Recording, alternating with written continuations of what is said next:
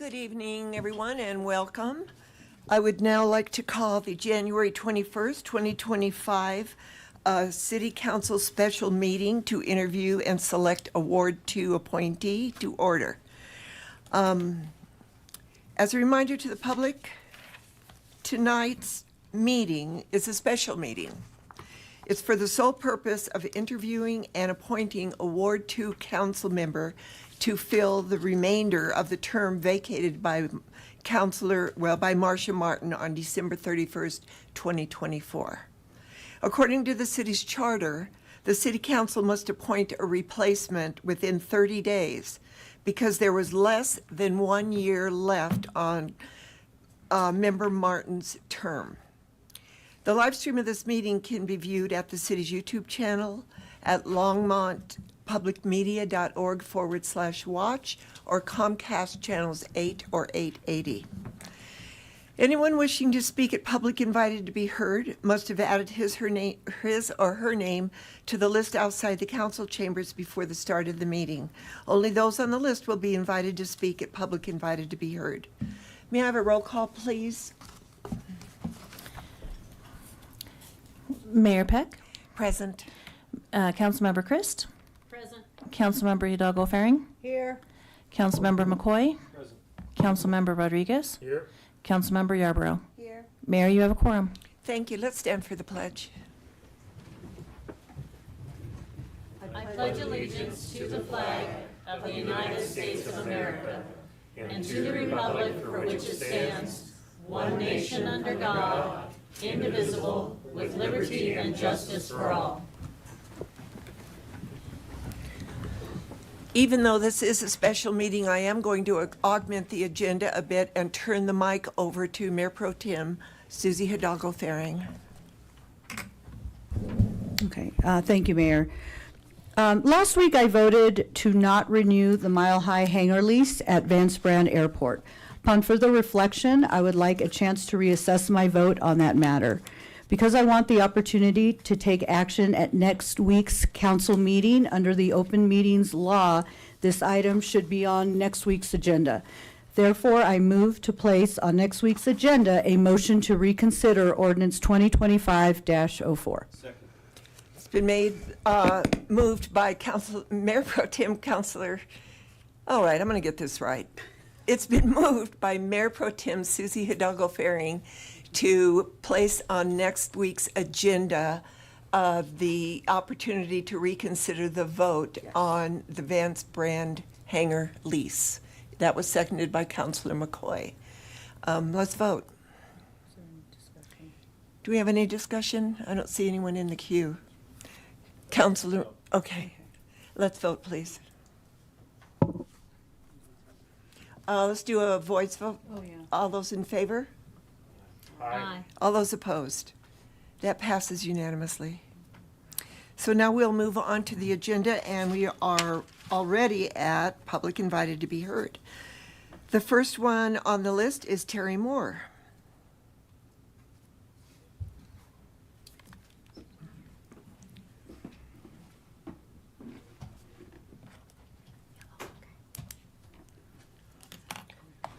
Very much, You'll have to turn on your mic. Do you mind turning on your mic, Terry? I think upper left. Oh, you did it. Is that it? Yeah. It is. Okay, thank you, City Council. I appreciate it. I've never talked to a City Council before. This is my first time. This is my first time being here. I've been on the I'm going to interrupt video you. one on Zoom before, but Can you please give us your name and address? Terry Moore, 3 Birdsville Place. Thank you. And I have some things. First of all, it's a hi. This is my first time to introduce, and I'm sorry about the 3 minutes. I don't know how you regulate that. So if I talk over, my apologies. I want to say something about the way that Councilperson Martin tooled with us. In other words, she wanted to go remote, and I understand it was in New York or something. I don't know. I'm just saying she was away from Longmont. And she attended 21 council meetings, 19 remote, and 2 in person. And that consumed about 29 months. By my recollection, my recognition, I can't even talk. My tongue got tangled. That means that 29 weeks, that was more than 6 months. And as I continue to come to these, I hope that we have a better decision to make. I don't know why that decision was made, but it just seems like it shouldn't have been made. So that's pretty much what I wanted to say. Nobody should be living hundreds of miles away, and I'm not sure where it was, but it's if it was more than 100 miles, then she would be here. If it was less than 100 miles, she would be here. If more than 100 miles, I can understand why she did that. That's not right. And I want you to know I'm going to be watching now. And I appreciate the opportunity. Thank you. Thank you, Terry. Lance Whitaker?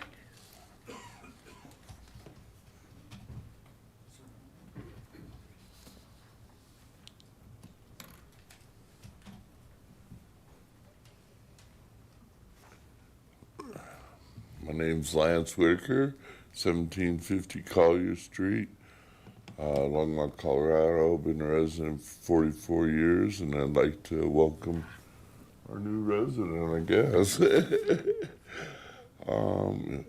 Says he's going to come to city council member. Like to see him at more meetings. Today is National Granola Bar Day. It is also National Squirrel Day, so take your granola bar and feed it to the squirrel. It is also National Hug Day, and everybody could use a hug every now and then, so long as everybody knows those days are today. I look forward to the proceedings that are going to happen tonight, and wish you all luck. Looks like you got a big crowd tonight. Like to see more of these big crowds come out during city council meetings, but I guess somebody has to leave a seat to get a big crowd. Have a good night, and I hope it goes quick and well for you all. Have a good night. Thank you. Giselle Hersfeld?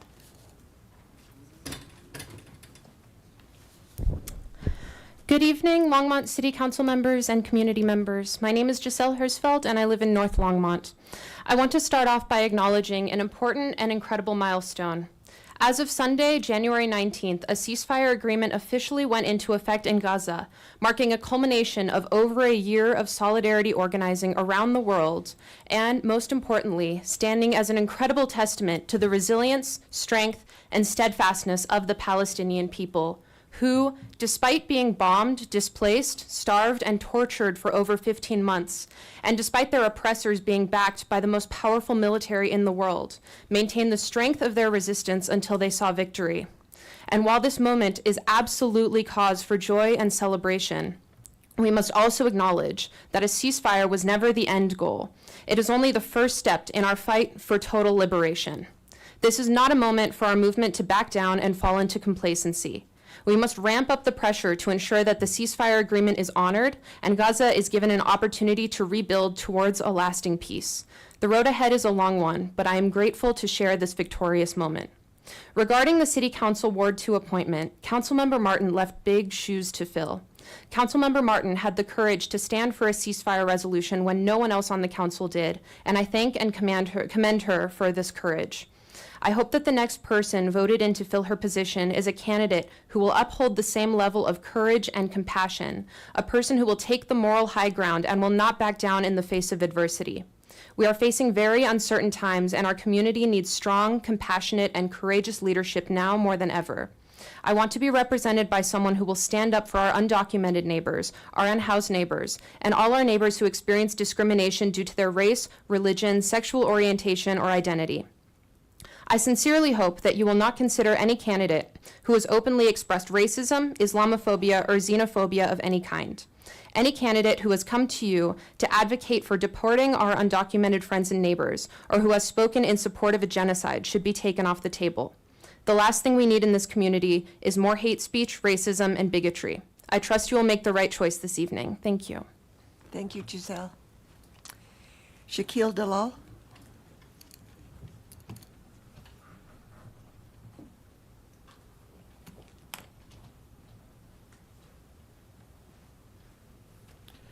Shaquille Dalal, 219 Francis Street. I live in Ward 2. Mayor and members of council, some of you have expressed reservations about appointing a replacement for former council member Marcia Martin and would have preferred an election. As a Ward 2 resident, I want to start by saying that I do not have a problem with the charter's requirement that council appoint a replacement for council member Martin.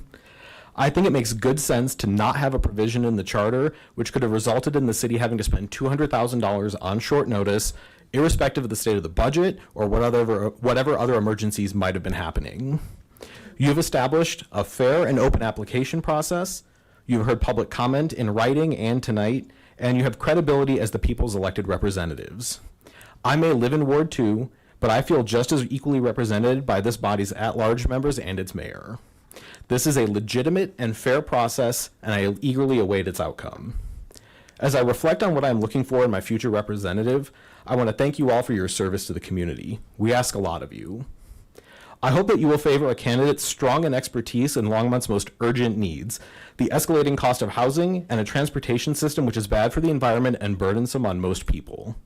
I hope that you will pick someone who is optimistic about Longmont's future, someone who wants Longmont to stay the sort of place that a young family can afford to raise kids. I hope that you will pick someone who is kind and empathetic and eager to understand the views of someone who they disagree with. And I hope that you will pick someone who will run for election in 2025, because only someone who is in this for the long haul can credibly claim to care about solving Longmont's problems. Thank you, Shaquille. Bob Rosinski.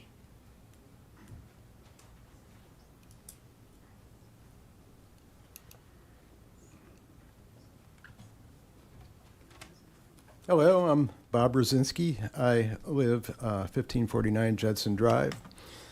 I've lived in Longmont for 4 years, Boulder County since 2017, and I'm here to support Ryan Forbes for the spot vacated by Marcia Martin. Ryan Forbes has a broad and unusual background that makes him especially qualified to be a member of the council. I've known Ryan on a professional and personal level since 2022. He has a background in software engineering and visual art, a true left and right brain thinker, but most importantly, he's a doer.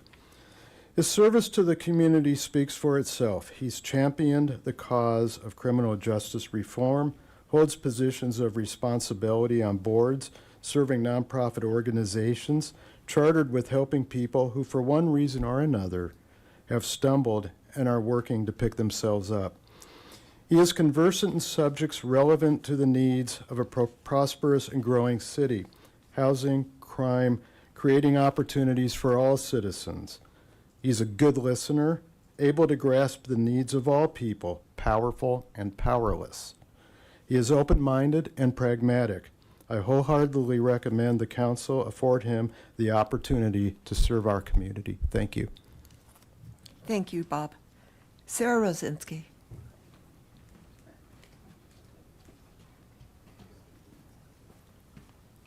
Hello, my name is Sarah Brzezinski. I live at 1549 Judson Drive, and I would like to speak very quickly and extemporaneously in favor of Ryan Forbes.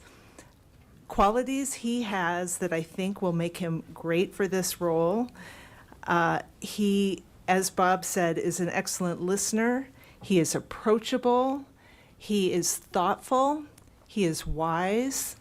I think that the council would be so well served to have him as part of the team. I think our community would do very well to have him. So that's all I wanted to say. Thank you. Thank you, Sarah. Vic Pizzo.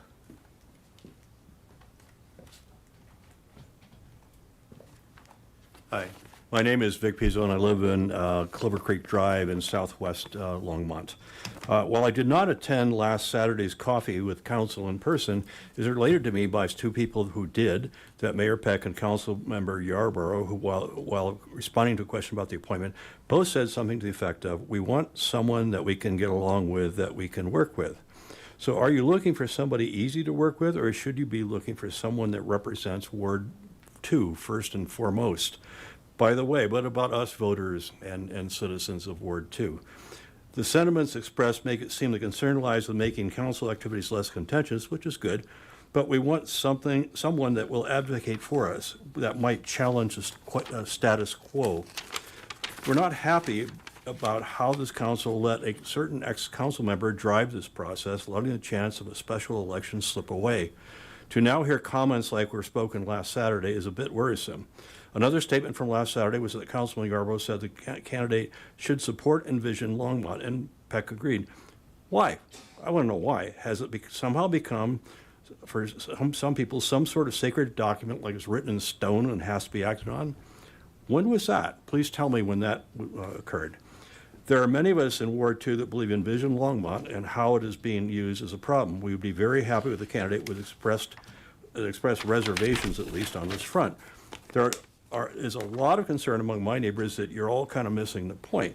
This appointment is not about the city council. It is about us, the citizens and voters. We want you to appoint someone with different views, not someone that you think will be easy to work with. We've seen too much of this compliant behavior already, and I could have used a word like incestuous, but I won't. Appoint now someone who is not hopelessly aligned with the council. Let the citizens decide in November what the course should be. Thank you. Thank you, Vic. Dan Sorrells. No.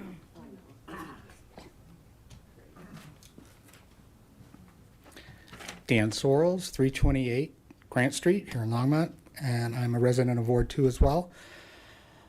Mayor Peck and council members, I remember talking in early December when Marcia Martin announced her resignation that you have your work cut out for you. And Sorry, Dan. That's okay. I talk till the lights go out. But you have your work cut out for you, and you do. So thank you all for giving it your full attention. One of the things, I've already written, you already, I think, know who I favor, and so rather than tread that old ground, I wanted to talk about some of the qualities that I would like as a Ward 2 resident to see in the counselor y'all choose. And they're kind of a wide-ranging. So one of the things that I would like is somebody that is younger, representing the upcoming generation and the future of Longmont. While I don't necessarily understand the millennials and Gen Zers, being in my 60s, I do trust them, and because it's going to be their world. I want somebody that is energetic, willing to put the time and effort needed to make our city a greater version of itself. I want somebody who is committed, doing the homework and the hard work of staying up on what is important. I want somebody that is knowledgeable on all issues confronting the city, not just their pet projects. I also want to see someone who is knowledgeable also on how the city works, someone with experience maybe on a city board or has been involved in public meetings dealing with public like us. I definitely want somebody who is responsive, willing to interact with all of Ward 2, willing to listen without being condescending or dismissive of those who they may disagree with on a position or a direction. And echoing Mr. Doyle, I want somebody who is willing to run for this seat in November, somebody who is going to be committed, not just keeping the seat warm. As I said, I have my favorite, yes, but I trust the council and this process. And whoever is chosen, I do want to also express my appreciation for the applicants who are here. I mean, every one of them have been willing to get civically involved and put themselves out there. We all know this is not an easy job, and so I respect them all for that. Thank you. Thank you, Dan. Anna Soto Hansen.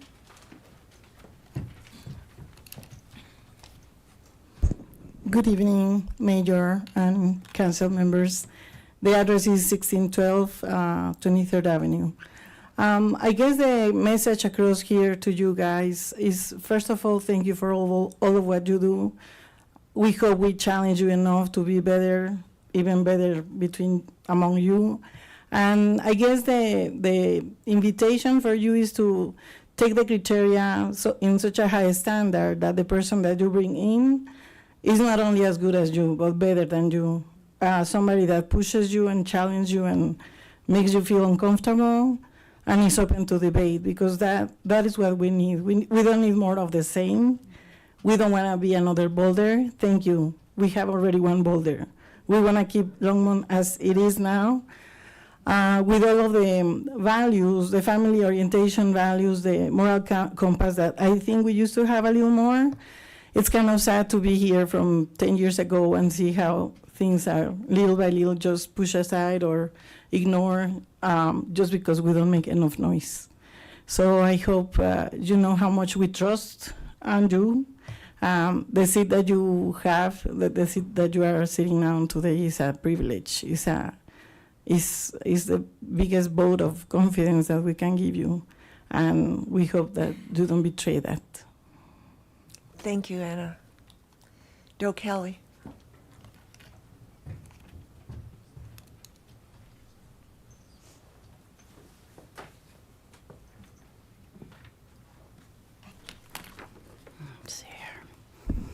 Good evening. Hi, Joan. Hi. And City Council.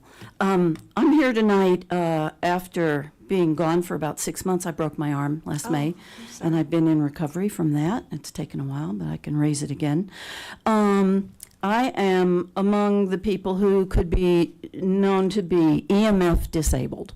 Now, the smart meters rollout did not help that with me, and I've told you about the uptick of signal noise in my head from, I have an opt-out meter, but I'm conjoined with a lot of other units, and there's a mesh network in the neighborhood, and as soon as the switch was flipped, so was the noise in my head up by about 3, 4, or 5 times. That still persists. So if there are people in the audience who have their cell phones on, in deference to some of us who may be sensitive to EMF, and my little Safe and Sound Pro will tell us, you know, what the load is in the room from wireless devices, that if you don't need your phone, would you please put it in airplane mode as a courtesy. So first of all, I would like to acknowledge Gary Hodges and the very clear editorial that he wrote in the Boulder Weekly, Longmont lost control of the process. I am a Ward 2 resident. Marcia Martin was our council person. I agree, I would have preferred an election.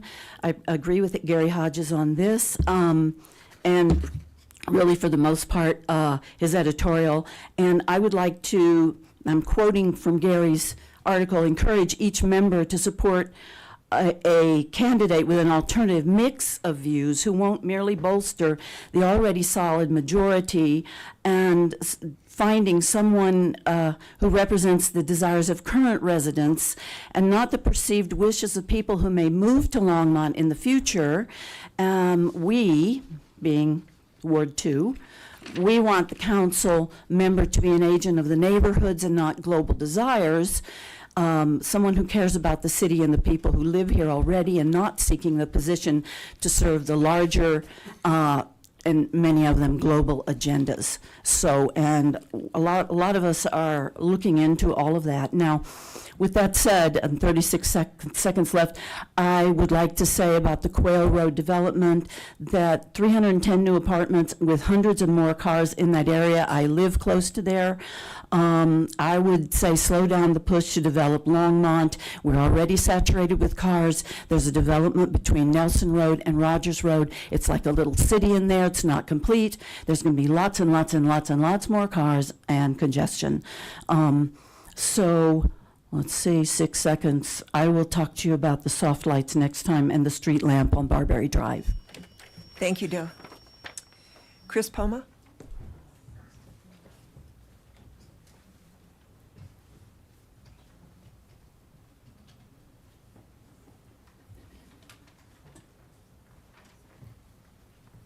Hello, my name is Chris Poma. I live at 1525 Red Mountain Drive. I am here tonight to advocate for Ryan Forbes in the open seat for City Council in Ward 2. I don't know if I would call myself a community leader, but I do try to be a community example. I work in human services, helping those Longmont residents in need, and spend my free time volunteering with various nonprofits around town, and do feel very blessed to be a Longmont resident and really do love Longmont.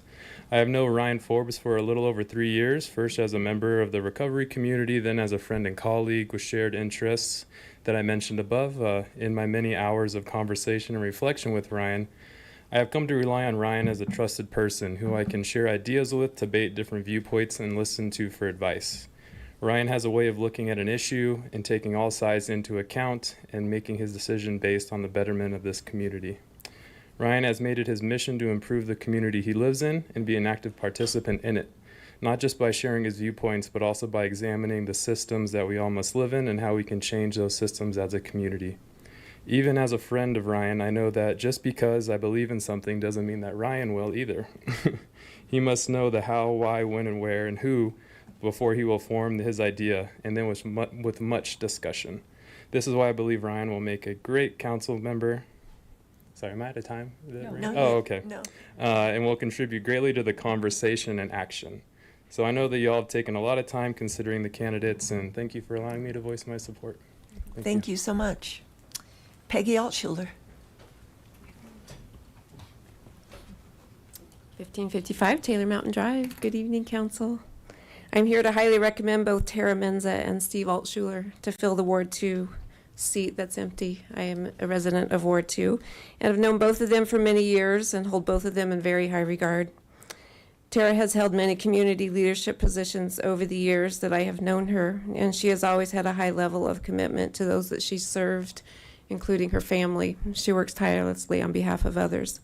Steve has been a long-standing businessman in this community and has shown himself to be a person of high integrity.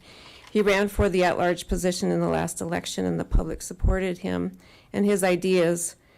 With the person and the highest, he was the person with the next highest amounts of votes. So I think they both should be highly considered for what they've done in this city. Thank you. Thank you, Peggy. Seeing no one on the list, I'm going to call public invited to be heard. Close. Is there anyone in the audience that is an applicant for this position?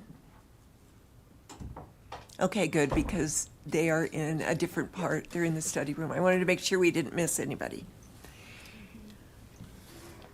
So we are going to bring in the applicants, and they are going to give a little interview of themselves. So I want to know if we need a 5-minute break. It looks like one of us did.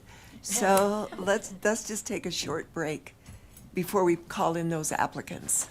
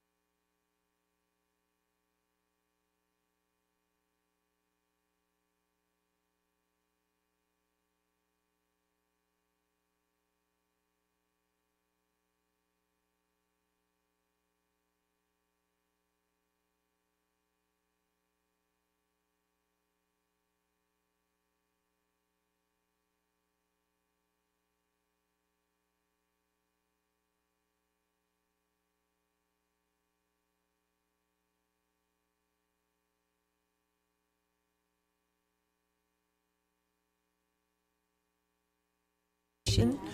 Thank you, Dawn. Thank you, Mayor and council members. I just want to give you a quick review, and for the public's benefit and for those who may not have been watching for the past few weeks, not understand the process, so a very quick high-level review. So we are working under the charter 2.8.4. There is the full verbiage of that section there. What's relevant tonight is that a vacancy occurred December 31st, 2024, when Councilmember Martin resigned. And the charter in that section 2.8.4 says a vacancy which occurs less than 1 year, but more than 90 days before the next regular city election, which will be November 4th, 2025, shall be filled by a majority vote of the remaining councilmen within 30 days after such a vacancy occurs. So pretty specific direction, shall be filled, and a timeline, 30 days. But that is the only direction the charter gave us. So we talked in December about what this process would look like, and you all, we based it off of the process followed in 2005, which was the last time the council made an appointment. You've done this, or not you all, but the council has made 6 appointments since the charter was adopted in 1961. So certainly not the first time this has been used. First time in quite a while, however. So we talked in December, and you all blessed a process. December 16th, we opened the vacancy, the online application. That closed on January 8th, which was the deadline to submit applications. We asked applicants to provide proof of their qualifications to meet the criteria of councilmen no later than Friday, January 10th. We received a total of 22 applications, which is a great response to this call for help. 3 of those did not get back to us or did not meet the qualifications, i.e. they didn't live here for a year, was the key point on one of those. So we did push forward 19 applications and publish those out for you all and for the public on January 12th. Since January 12th, we've had 4 withdraw. And I have given you all a list of those so you can see who those 4 are. Additionally, we have one who's not here as of yet tonight, so I'm just going to hold off and see, maybe he's just running a little late. Does happen to be magically the last person on our list in our lottery that we did, so it will work out perfectly. Won't have to move anybody forward. But we'll give him a few minutes. We'll give him some time to get here. So tonight you will conduct interviews and you will make an appointment by public ballot. All the voting you do will be by public ballot. And then we will swear this new person in next Tuesday at the beginning of the meeting. And then they will get straight to work quickly.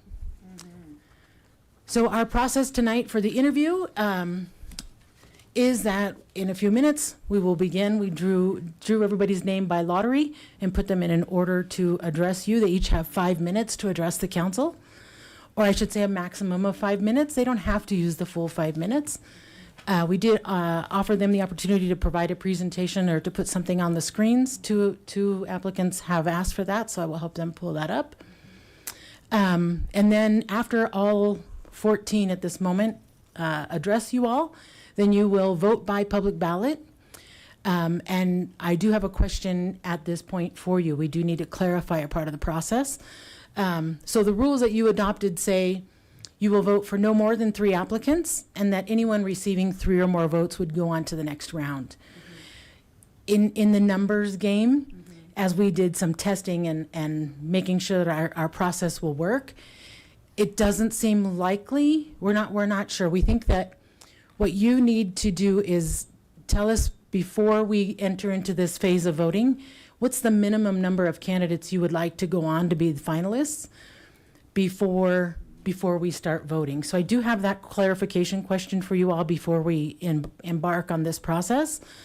In our testing of the voting, because it's such a large pool of candidates, and there are 6 of you, to get more than one person with more than 3 votes is a little bit unlikely. So unless we clarify what's the minimum number of finalists, not necessarily a maximum, but a minimum, so that we can make sure we get you a pool of finalists.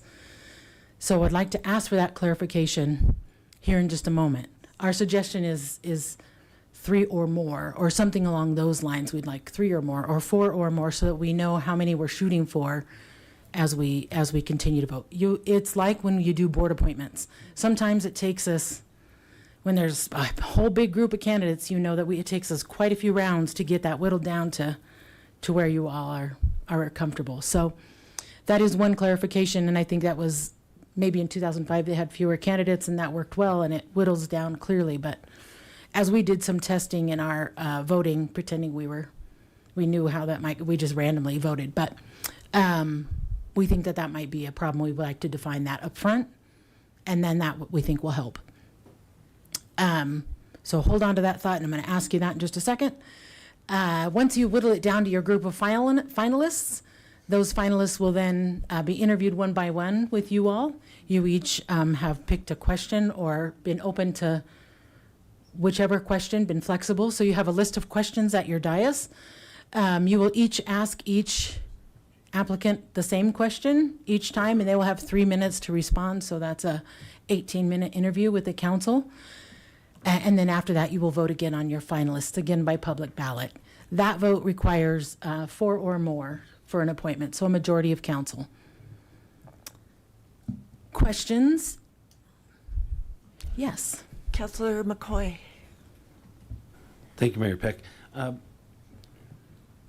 Don, why are we letting them have a presentation opposed to just coming up and talking to us? It seems not very interviewee, and plus the majority of them are not doing that. Why do we do that?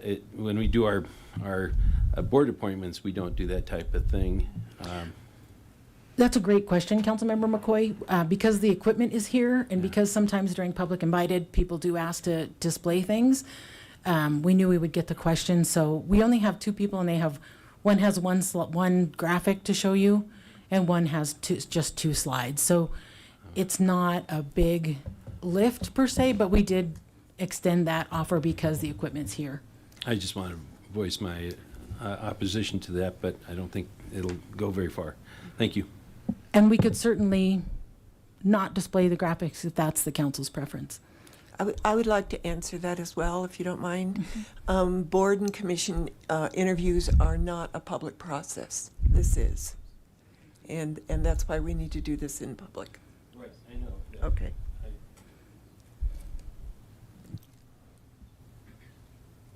Whoops. Sorry, I'm trying to turn it off ahead of time. So I understand that. I just, in this situation here, we could have had everybody just put their resume up there or some sort of thing like that. So I'm just trying to think that maybe that's not necessary, but again, that's my opposition to that. Thank you. Councilor Christ? I'm asking about number 6. When you want us to ask our questions, are we always going to ask in the same order? Yes. Okay. And then when did you want to discuss the minimum number of finalists? Right now. Okay, because mathematically there's 6 of us, so the most we would have would be 6 if we all voted for a different candidate. But it seems likely that, and maybe appropriate, that we would accept 4. I'm just throwing out the number 4 because that gives a broad range. Let's start at the end and with Councilor Yarbrough, and just move on down the line so that we. I'm fine with 4. 4? 2? Good with 4. I'll go with 4. Might as well. I don't have any problem with 4 it is. That's very helpful. So we will have you vote until you get 4 finalists to move on to the final stage. Okay. So that clarity is very helpful for me, so I know how many times to ask you to keep working on that vote. Very good. And was there any other direction on the presentation, the 2 presentations? We fine with that? Yeah. Mostly. Okay. Thank you, good. Councilmember McCoy. I hear your concern. All right. That is all I had. Oh, I'm going backwards. So I will get out of the way and go get your first candidate. Do you have a preference if they're here or seated? Probably at the microphone Okay. would be easier for everyone to hear them. Okay. So the first one is Crystal Prieto. Okay. I will go get Crystal. All right.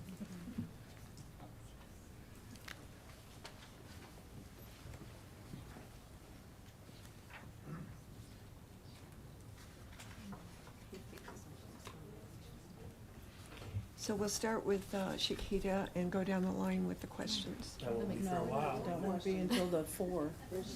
Oh. This is just the 5 minutes of them introducing themselves. Right. It's just that we had this blank space, and I thought I would.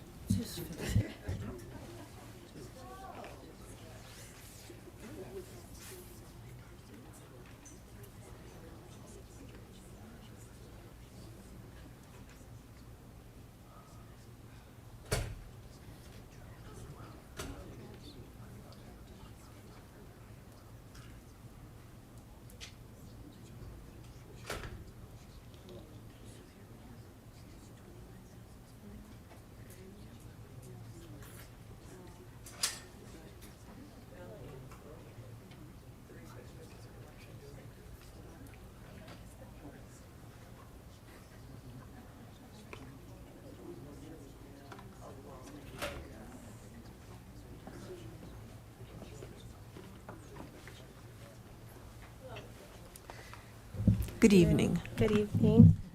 I'm just going to move a couple of these things so I can set my binder down, if that's okay. Sure. Do you want to pull the microphone down just a bit? There you go. I am a little short, even with high heels. All righty. Good evening, Mayor Peck, City Council, and residents of Longmont. My name is Crystal Prieto, and I would like to thank you for having me this evening. It is an honor to be here tonight and be considered a candidate for the Ward 2 City of Longmont Council representative seat. As a lifelong resident of Longmont, with a deep commitment to public service and improving the lives of those in my community, I recognize the importance of this moment. I want to assure Council and my fellow Longmont neighbors that I am not only fully committed to taking on this role and the responsibilities that come with it, but I am also prepared, ready, and eager to serve. To demonstrate why I am the ideal candidate for this role, I would like to share some qualifications and experiences that uniquely position me to serve Ward 2 effectively. As a first-generation college student with a bachelor's degree in human services from Metropolitan State University of Denver, an institution that is renowned for cultivating change makers, I have developed the tools and strategies necessary to address Longmont's complex community issues. More importantly, I have cultivated the resiliency and determination required to face these challenges head on and work persistently to find solutions. As someone who has dedicated their career to public service, encompassing positions from the county to city government, our local school district, to nonprofit organizations, I have gained comprehensive understanding of how these systems operate, both independently and interdependently, which allows me to anticipate the ripple effects of policy decisions on these institutions and allows me to approach governance with a holistic view that prioritizes community well-being. For the past 2 years, having served as a board member and currently the chair for the City of Longmont Housing and Human Services Board and Commission, I have gained profound understanding of the challenges that our residents face. And if selected, I am prepared to bring actionable solutions to City Council. Beyond my professional qualifications, I bring the vital perspective of lived experience and the voices of those I serve in the community, day in and day out. Voices and perspectives often absent from leadership discussions, but essential for creating an inclusive and effective solutions within our city. Some examples are, as a fluent Spanish speaker and an active advocate for the Hispanic community, I am uniquely equipped to engage with the broader segment of our community. As a mother and a professional working directly with families, I deeply understand the hopes and challenges of families, and I am committed to ensuring Longmont remains a safe and vibrant, prosperous community, a place where these families can not only grow, but thrive for generations to come. As a full-time employee, I empathize with the challenges faced by the working class residents of Longmont, and I am committed to advocating for policies that promote economic stability and opportunity. As a spouse of a small business owner, I recognize the vital role that our entrepreneurs play in the Longmont economic ecosystem, and I will work to ensure that our city fosters a thriving business environment. Lastly, as a renter aspiring to own her own home one day in Longmont, I am deeply committed to addressing housing affordability, creating equitable pathways and to home ownership, and promoting long-term stability to families in our community. In closing, I stand here not only as a candidate, but as a neighbor who shares your hopes, dreams, and dedication to this place that we all call home. My commitment to Longmont is unwavering because this is where my heart lies. If given the honor to serve, I promise to lead with integrity, listen with empathy, and work tirelessly to represent the values and aspirations of every member of our community. Thank you so much Krista. for your time. Thank you.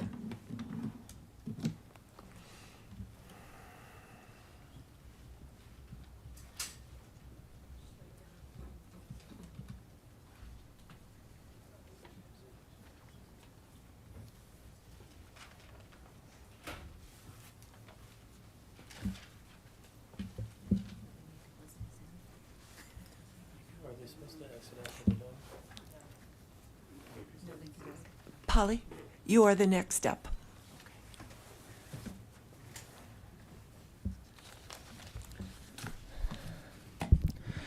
Mayor and Council, good evening. My name is Polly Christensen, 410 Judson Street, Longmont, Colorado. I've lived there for 35 years.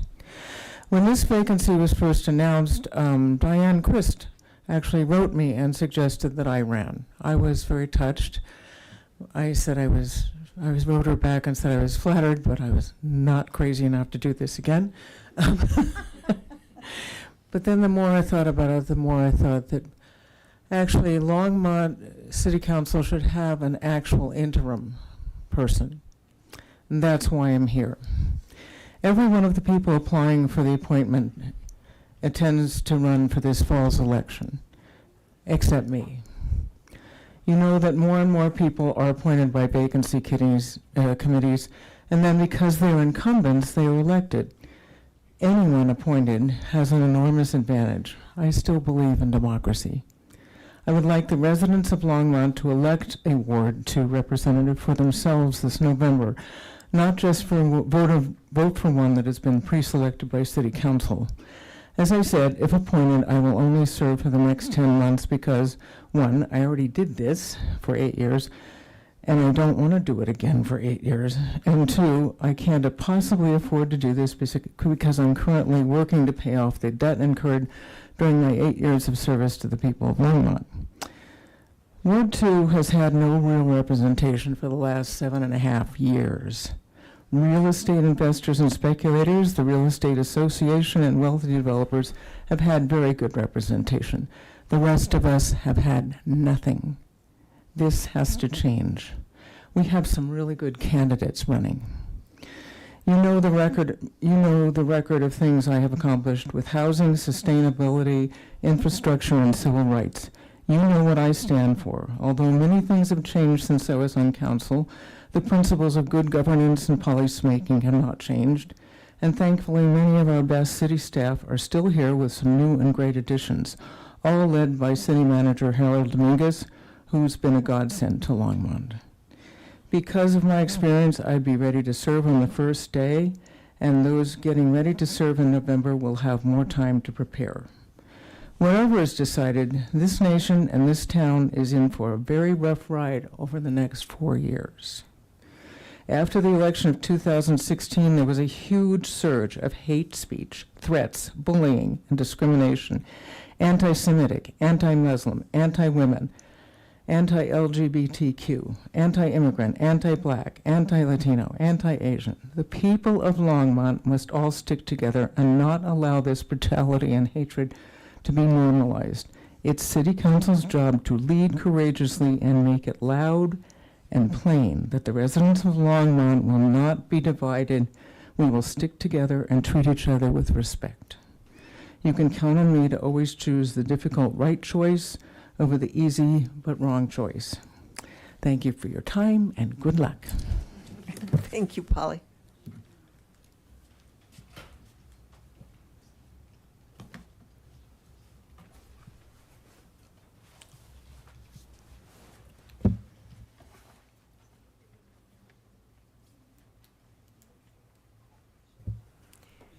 So Teresa Simpkins will be the next candidate or applicant.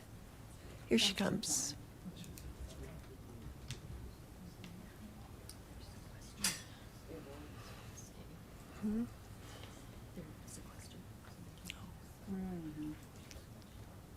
Welcome, Teresa.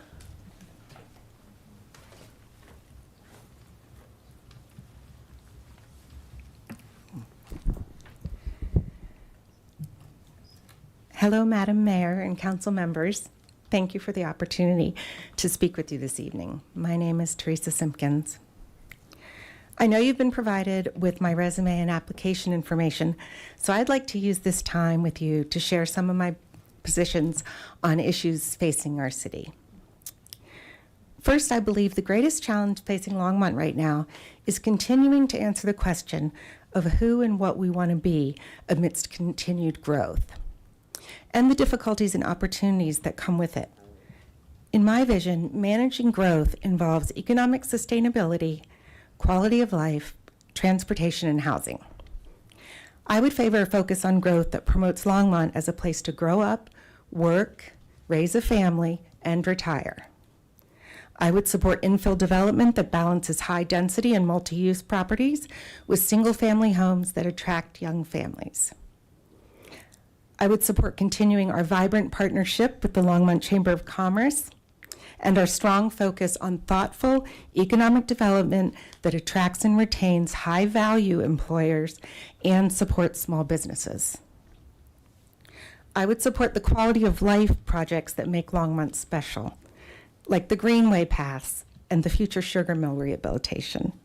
The city did a wonderful job of turning the tragedy of the 2013 flood into opportunities for infrastructure improvement, expansion of outdoor recreation opportunities, and a reevaluation of zoning and development plans. I will always support celebrating Longmont's history and cultural richness to attract and welcome a wide variety of people to our neighborhoods. It's one of our greatest assets and something that sets us apart from many other Boulder County communities. I would support transportation solutions that take into account the various lifestyles of all types of people in our community, from the young, healthy folks who want to cycle everywhere, but also for people of limited mobility or who are hauling around small children. I would support sustainable building and energy approaches and requirements, and I would want to explore ways to incorporate these without unduly burdening lower income residents or further driving up their housing costs. Finally, I would support communication initiatives to help our residents truly understand the cost of building and maintaining common amenities, like recreation centers, athletic courts, libraries, museums, and parks. Second, the problem of people experiencing homelessness in our city is certainly another hot-button topic for many in our community. I would continue strong support for the current collaborative approach in Boulder County and desire more analysis of potential solutions for those individuals who have proven resistant to it. I support building consensus, collaboration, and cooperation with local resource providers serving this population to try and better align our goals and approaches. I believe we need to be compassionate to every individual in our community and also clear and consistent in our position and expectations of people living in Longmont in any capacity. Third, as you well know, public safety is a perennial concern for residents and a primary function of local government. I would support leaning further into our community policing approaches and creating more bridges with those community members who may have a distrust of law enforcement by identifying and cultivating community ambassadors and expanding our community engagement efforts. I would support continued funding to recruit, train, and retain high-quality law enforcement personnel, both civilian and sworn. Finally, I think we need to better inform the community of the actual prevalence of crime in Longmont rather than the perceptions played out in social media and TV news. As leaders for our city, it is incumbent on council to set attainable goals that drive collaborative solutions to these complex issues and align with the needs of the community. I have quite a few ideas, but I would first need to listen a lot to my fellow council members, to city leadership, and to my constituents. I take public service very seriously and would work hard to understand my constituents' concerns and priorities and carry those to council meetings. Furthermore, my background in government has taught me that all progress in the public sector is incremental and demands patience, consistency, and perseverance, and I would bring all three to my service. I'm aware that you have many wonderful candidates to select from tonight. And I feel that we are really lucky as a city that we have so many people who are willing to participate in public service. I have complete confidence that no matter whom you choose, my neighbors and I in Ward 2 will be well served on this council. Thank you, Teresa.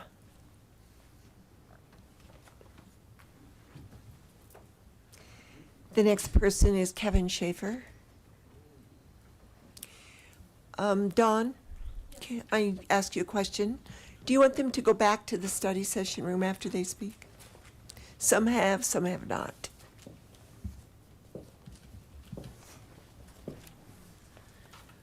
We did not instruct them that they necessarily I had to go didn't back. think so. Okay, They will have great. already provided their presentation and therefore. Okay, thank you. Welcome, Kevin. Good evening. My name is Kevin Schaefer, and I've lived in Longmont for 18 years with my wife and 2 kids. I graduated from engineering with an engineering degree in 1984, and I went to work for NASA in Houston, planning space shuttle flights. I moved on to space station design and eventually to managing all of NASA's data centers. NASA sent me to the White House to work for nearly 2 years. In '97, I went to Colorado State University to get a PhD in meteorology. After that, I worked for NOAA for a while, but then I finally settled into the University of Colorado, where I am a research scientist studying permafrost. I also work for a startup company building weather satellites. I am a scientist and an artist. I used the creativity of art to generate new ideas and new solutions. I want to take that creativity and apply it to problems here in Longmont. My experience qualifies me to be on the Longmont City Council. While working on the space station, NASA routinely gave me difficult problems that they could not solve. Now, these problems were typically not technical in nature. Rather, they were issues dealing with the relationships between people and organizations. I had to build and set up the collaborative relationships in order for the space station to proceed in design. I also learned that any project that you wanted to do, you had to make sure you had clear goals, adequate budget, and of course a plan with a schedule. As a research scientist, I served for 6 years on the board of directors for the United States Permafrost Association. This is a nonprofit organization meant to serve the polar research community. Just like at NASA, the president of the board asked me to completely reorganize the committee structure in order to solve a number of problems. These problems were related to differences or difficulties in relationships between people. However, I think that my term at the White House is the most relevant experience for the Longmont Council position. I helped organize a multi-agency group to identify indicators of sustainable development.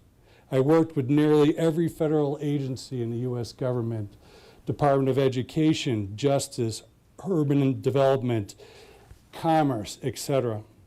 We also defined some of the basic principles of sustainable development, which was a new concept at that time. A sustainable public policy must balance the needs of the economy, the society, and the environment. I want to try and take these principles and apply them here to Longmont. Naturally, I expect to take on the responsibilities of the Ward 2 council member who left. However, if elected, I do have some priorities of my own: sustainable growth and the commuter conundrum. Now, Longmont has experienced incredible growth over the last 20 years, and this growth shows no sign of slowing down. Ward 2 residents have concerns about some of the high-density developments underway or under planning, specifically with respect to the amount of traffic that might be induced. Now, I support economic growth. I feel the council must balance this growth with the strong sense of community in Longmont and the beautiful environment. These are the characteristics that make Longmont a wonderful place to live.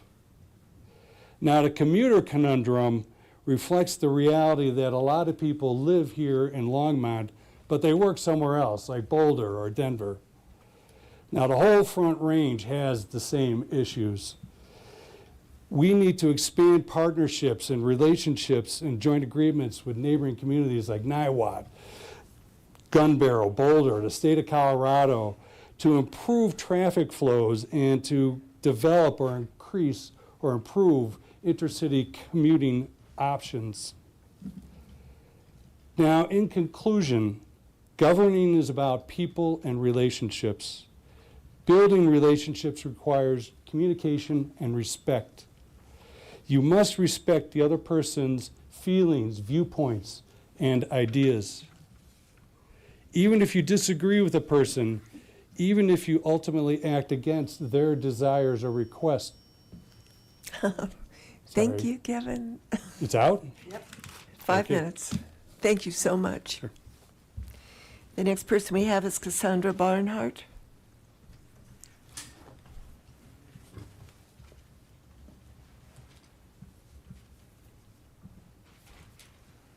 Welcome, Cassandra. Thank you.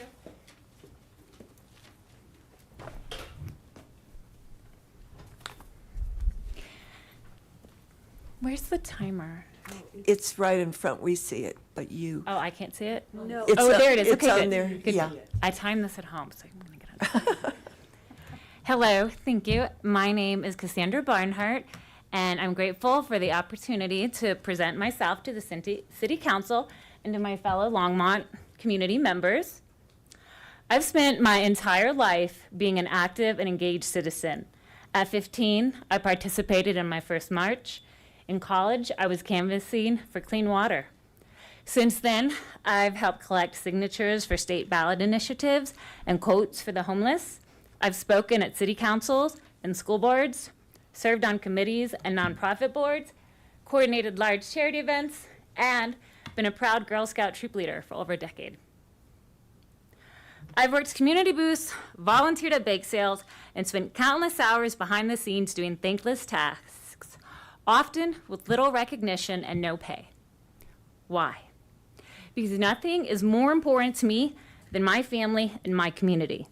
I want a world where my family, your family, and all of us can thrive and be happy. Thriving communities don't happen by accident.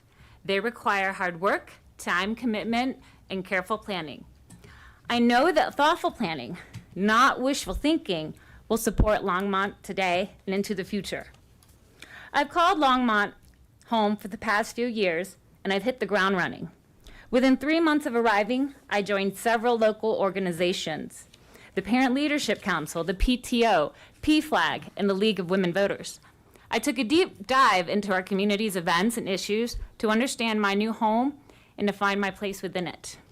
Public service has always been my path to fulfillment, and when I saw this opportunity, I felt called to serve. I've also researched the pressing issues that affect Longmont, and specifically Ward 2. I know homelessness, overdevelopment, traffic congestion, and housing are challenges we face every day. I understand that our diverse and more vulnerable than ever communities need protection, support, and celebration. We have a lot to celebrate in our communities, and we should be elevating everyone within us. We have a school district to be proud of, but it requires our collective support as it navigates ongoing budget and policy concerns. We also have a beautiful but fragile environment, which must be central to all conversations about development and urbanization. When asked about the initiatives or agendas I'd bring to this council, I believe in the principles of democracy. I recognize that this position is by appointment, not by public vote. I empathize with the challenges caused by the resignation, and I understand the distraction that it has created. It has placed us all in a very difficult situation. To serve Ward 2 effectively, I believe the best course of action is to honor the ideas and priorities Ward 2 voted for when they elected Marcia Martin. My goal is to serve out the next 10 months with as little disruption as possible. As a Ward 2 voter, I don't want to see my district subjected to a bait and switch. The best way to be faithful to my ward is to support the initiatives, commissions, and plans already in progress, ones that have the current support of the community and the council. My priorities would be to build collaborative relationships with the current council, learn the ins and outs of city planning, and use my best judgment to finish the job that Ward 2 sent its representative to do. If appointed, I will run for office, and at that time, it would be appropriate to introduce new ideas and initiatives. That would give voters the chance to decide whether to support my specific ideas at the ballot box. I truly appreciate the time and attention you're giving to us in Ward 2. Our ward is looking for a leader who will serve with integrity, fidelity, and wisdom. I'll close with one of my favorite quotes about public service. God doesn't call the qualified. He qualifies the called. I am called to serve Longmont, and I've done the work necessary to be well qualified to do this job. Thank you. Thank you, Cassandra. The next person is Reagan Sage. She'll be coming through that door in just a moment.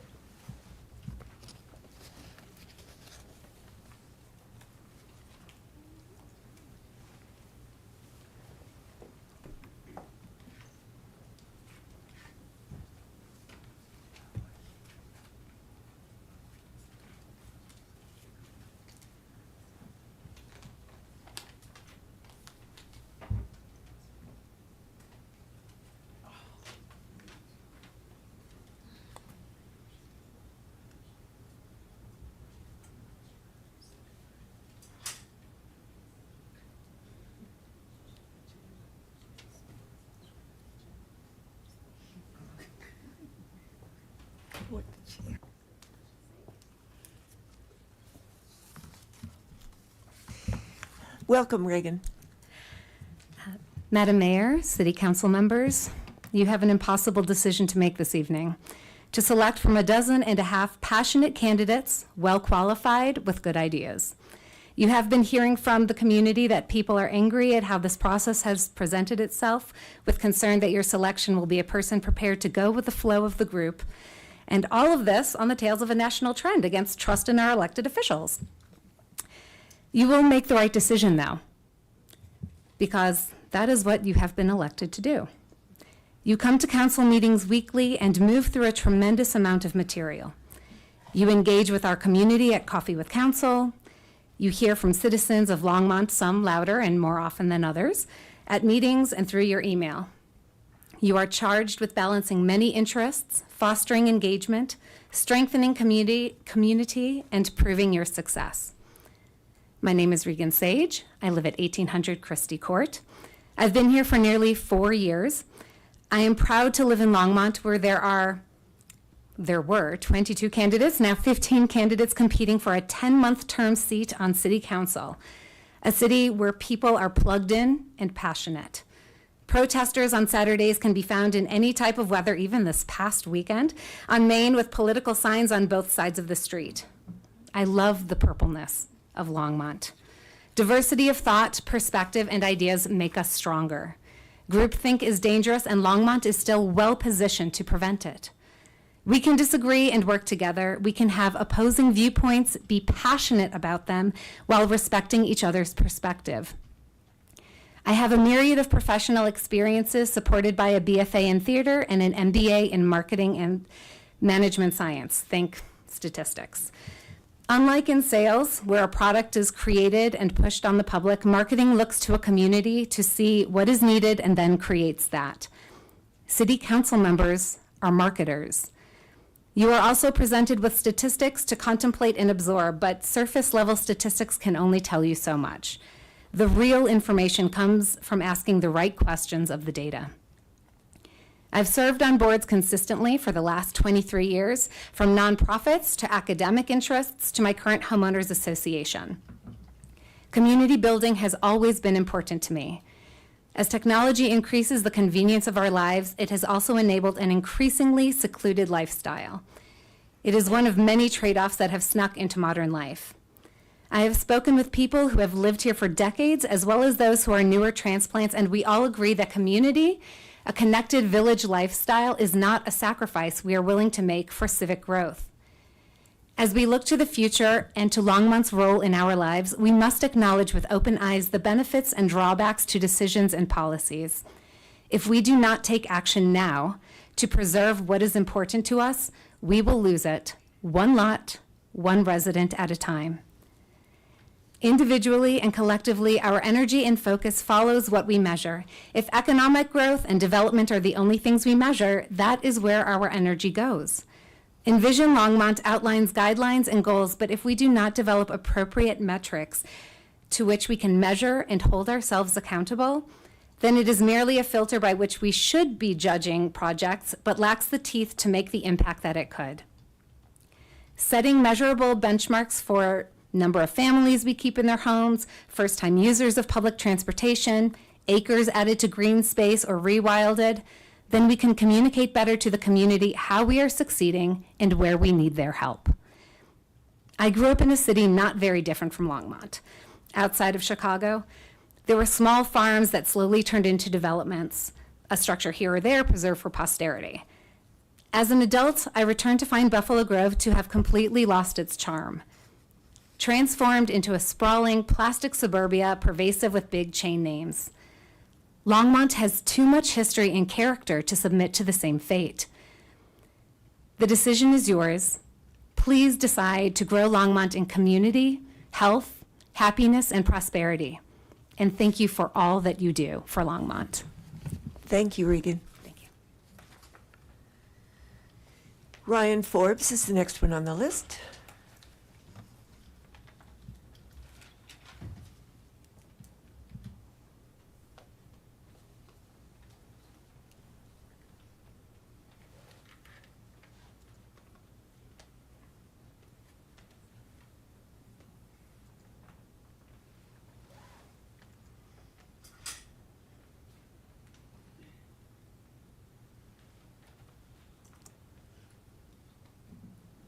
Welcome, Ryan. Thank you. My name is Ryan Forbes, Niwot High School, Montana State, and Adams State alumni. Longmont will be the world's greatest village, where children are most fortunate to be born and raised. Older adults are supported through their entire life journey. All people will have access to food and shelter, and everyone has the opportunity to thrive and feel they belong. I believe the opening of the Longmont City Council Vision for People, which I just quoted, for Longmont to become the world's greatest village is already true. We are one of the first gigabit cities in the world. Our police department and attorneys' offices work hard to keep people out of jail. And the most amazing resource we have in Longmont is the people. The current council members, the city staff, the members of the 22 boards and commissions, and the countless people working hand in hand with the city of Longmont to make the city of Longmont even greater are all invaluable resources for anyone to work with and learn from. So who am I and what can I add? While working as a software developer in Texas, I drank too much one night, blacked out, and ended up behind the wheel of my car and killed someone. I spent 6 years in Texas prisons. The experience completely reshaped my understanding of the criminal justice system as well as my place in the world. First and foremost, I take full responsibility for what I did. There's no excuse for what happened, and I have had 10 years to reflect on that tragedy, and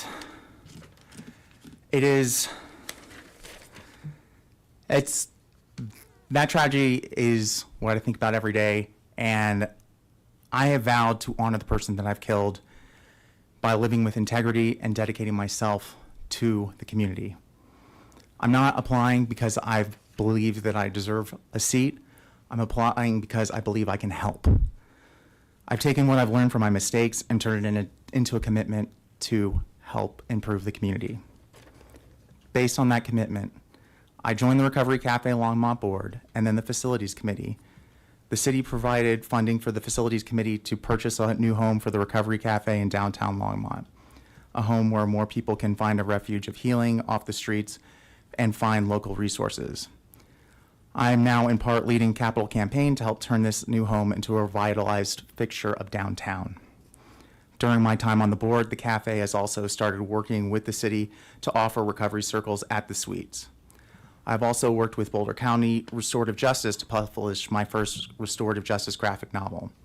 I host and produce my own podcast, which educates people about the criminal justice system and local ballot policies. My most popular videos were shorts about the 2024 Boulder County and Colorado ballot initiatives. With over 17,000 views and people thanking me in the comments, I realized the need to help build awareness on local policy. In my professional career, I focus on community events like education, like developing the Tiny Deck concerts and teaching podcasting at Longmont Public Media. As far as issues involving the council, first, homelessness. Having spent many years volunteering and being a part of the recovery programs, I've gotten a close-up view of life for the unhoused. For those with chronic mental health issues and no interest in being housed, continuing and expanding the city's work with local nonprofits, like its work with Recovery Cafe, Hope, Together, and Our Center, will help provide resources for these members of our community. For those needing housing, it's important to eliminate barriers, making housing affordable, available, and attainable. Currently, affordable housing is defined as 80% of the median income in Boulder County, which is approximately $102,000 a year. This is not affordable for many residents. In Aspen, affordable housing pricing is based on bids from citizens that have worked in the area for at least 2 years. Affordable housing is not just based on your income, it's based on your time already in the community. Pitkin County also has developers who work with local businesses to provide low-rent housing. Longmont may not have a ski industry to work with. However, companies like Breeze Through, with multiple locations and an apprenticeship program, may be very interested in opportunities like this. Affordable housing can also be worked on in conjunction with addressing minimum wage. If the city can work with local businesses and make housing affordable for employees, we can help these businesses stay open and thrive, keeping the downtown community and a regional destination as stated in Envisioned Longmont. These solutions work with the community instead of setting impersonal guidelines. I know what it's like to earn six figures. Thank All right, you, thanks. Ryan. Sarah Levinson is next, and I see her entering.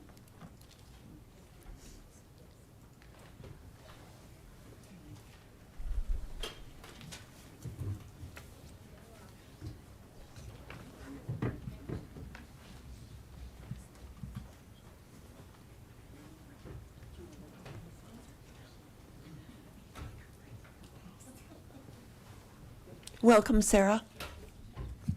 Good evening.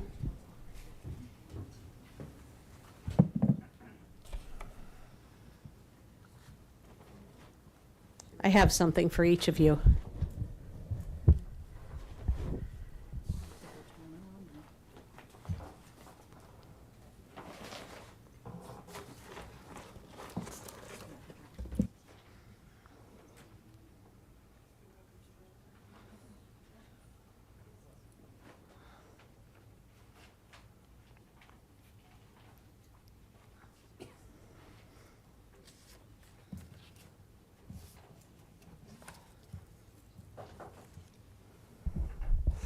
Good evening, council members. My name's Sarah Levison, and I thank you for your service. It's a hard job, and since I served, and also Polly, we have a great appreciation for all the work you do. So instead of doing the normal talk, I would like to tell a story. And my story involves a stone. It's an old folk tale from Europe, and it's called Stone Soup. There was a weary traveler who was approaching a village. He had just a backpack on his back, and he was tired and hungry. It was market day, and there were a lot of people out doing their business. And so he just came into the village, and he took a pot out of his backpack, and he had some sticks, and he started a fire, and he sat there waiting. He put some water in, started waiting for the water to boil, and he took out a stone from his backpack, sat there and polished it for a while. And a woman approached him and said, "What are you doing?" He said, "Oh, I'm ready to make some stone soup." She said, "I've never heard of such a thing, stone soup." He said, "Well, it's very good."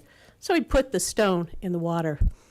He said, "You know, it would be a lot better if there was an onion." And she had just bought onions, so she gave him an onion. He chopped it up and put it in. Other people gathered round, wanted to know what was going on, and he told each of them the soup would be ready sometime soon, and everybody made a contribution. And as the soup was cooking, he took out his harmonica and started playing some music. This attracted other musicians, and soon it became kind of a party atmosphere. And he asked some of the villagers to taste the soup, and they said, "Something's lacking." And some brought herbs, some brought salt and pepper. The butcher contributed a bone and some meat. And pretty soon, the villagers started bringing out their bowls and their tables and chairs. And the soup was ready. And everybody gathered around and tasted the soup and declared it was the best soup ever. And each of the people who contributed noted how their contribution made the soup extra special good. So this weary traveler was asked to stay, and he made this village his home. So the reason I share this stone soup tale with you is that each of us, using a simple stone, can make a contribution to Longmont. And I would like to make some stone soup with you all. And I hope that I can talk to you later in the interview. So I would like to ask for your vote right now. Thank you. Thank you, Sarah. Stephen Altschuler is the next one on our list.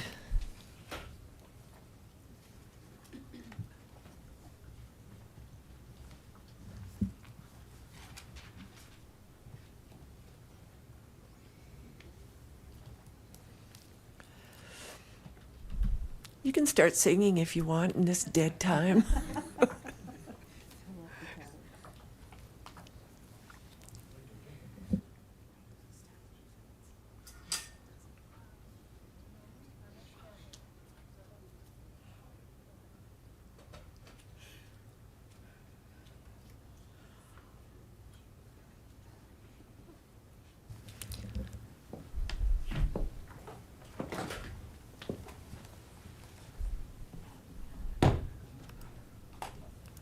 Welcome, Steve. Oh, perfect. Need that page. You want the name and address again? Wouldn't hurt. Good evening. Steve Altschuler, 1555 Taylor Drive. We live in the greatest country on earth, but what makes our country so great? Simply stated, it is because we, the people, are supposed to be in charge of our own destiny. We are supposed to be able to rise to any level to which our work ethic will take us. We do not live under a tyrannical government. We do not live under socialism or communism. At least we're not supposed to. We do not even live in a democracy. We live in a republic, if we can keep it. In a republic, the people choose how they want to live, and their elected officials are supposed to enact the people's will. However, I have been in these chambers and seen hundreds of citizens protest smart meters, and yet the council ignored the citizens and forced smart meters on the public anyway. I've seen Bond Farms forced to have more homes built than the people wanted. I have seen multiple low-income high-rises approved when there are hundreds of vacancies in the already existing buildings. even when hundreds of citizens' voices have said enough. Last July, it was determined that Marcia Martin was no longer a resident and would have to step down from her position on the council. I watched for 25 plus minutes, while the council debated how long they should give her before making her step down. It was determined that December 3rd was the date so that the council could appoint a new member, as opposed to NEA prior that would require the citizens actually be allowed to vote. This form of government is called a dictatorship. Last Tuesday, I was encouraged by the words from Council Member Hidalgo Faring when she stated that the to-be-appointed council member should have a good feel for what the majority of Ward 2 citizens most desire. As proof that that person is me, I would remind the council that in 2023, when the citizens were last allowed to vote, I received the next most number of votes from both Longmont and Ward 2. Further, if you look at the graph that's up here, provided by Gary Hodges, your own Longmont survey showed that the top 3 concerns of all Longmont citizens were traffic, homelessness, and crime safety. From all the candidates here tonight, I was the only one to list traffic as a major concern.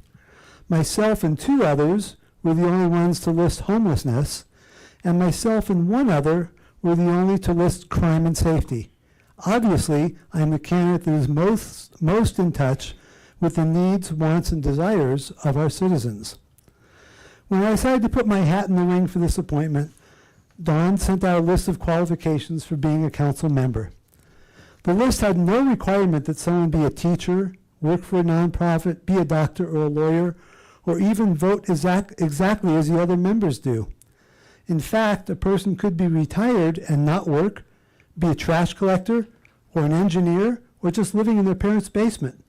The only requirements were to be at least 21 years of age and live in Longmont, Ward 2, for at least 1 year. I am obviously over 21. I have lived in Longmont for 18 years. For most of that time, I had my own window covering business and worked out of my garage. I have hundreds of former Longmont customers, and many have told me that they have sent emails to City Council advocating for me to get this appointment because they know me to be honest, hardworking, fair, and to possess common sense in solving problems. Council has also seen me here for the past 4 or 5 years, being involved and caring about my community. Shouldn't caring about one's community and the existing residents be a big bonus in being a council member? As an example of my common sense, this past summer there was an older gentleman that had built his fence to 8 feet high so the neighbors couldn't look in and bother his wife who was ill. The question was, should he be allowed to keep the fence at 8 feet or lower it to code, which is 5 feet? Council had compassion for this gentleman and was going to allow him to keep the fence. When I spoke that evening, I noted that if others saw the 8-foot fence, they would want to break code too. I suggested letting him keep the 8-foot fence with a requirement that when his wife passed away or moved out of the house, the fence needed to be restored to code, which is exactly what the council ended up doing. The point is, I look at things differently than most current council members. I may not always be correct, but isn't having fresh suggestions in solving problems a good thing? Thank you. Thank you, Steve. The next one on our list is Matthew Popkin.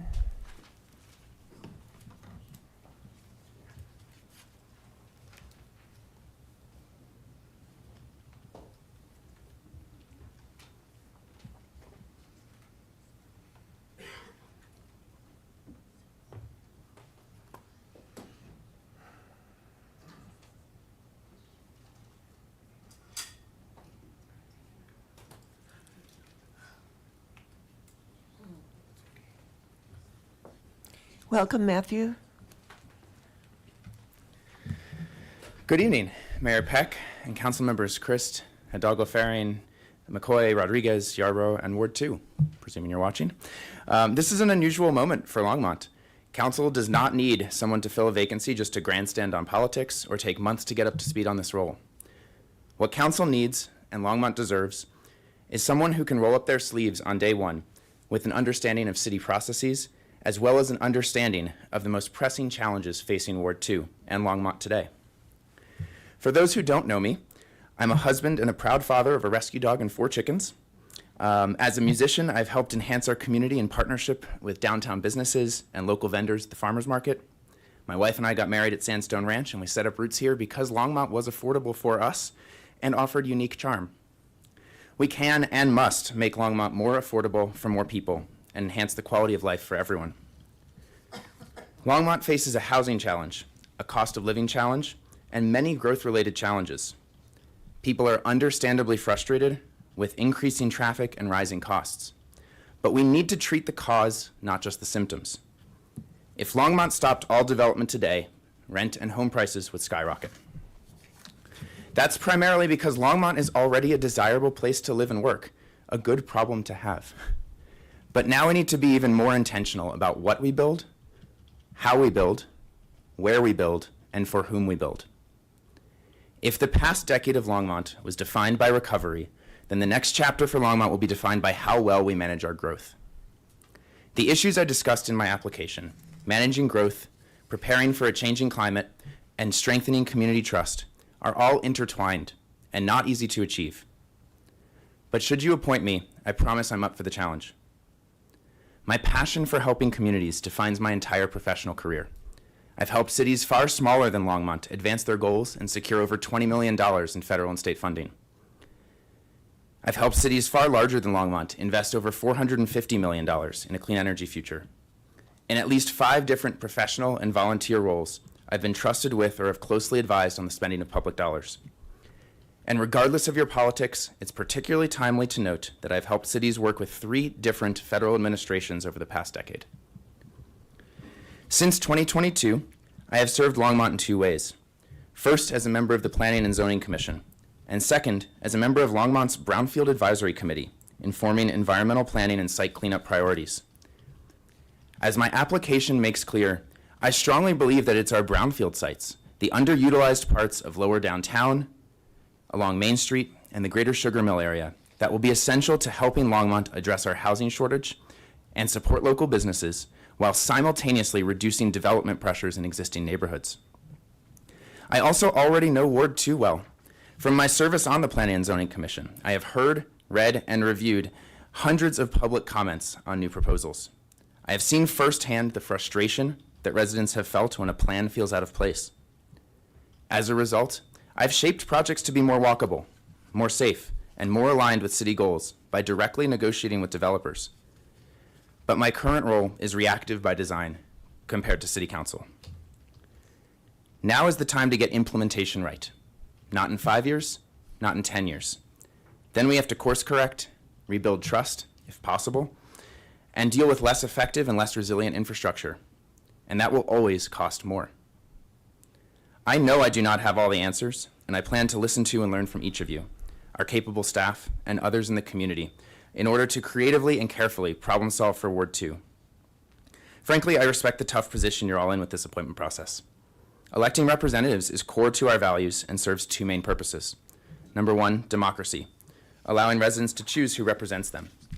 And number 2, accountability, allowing residents to hold their current representatives, should they seek re-election, responsible for their decisions and actions. I understand that it may be tempting to select someone who promises to only serve out the remainder of this term. However, I think this would be a serious disservice to Ward 2. This would deny residents with both opportunities for democracy and accountability.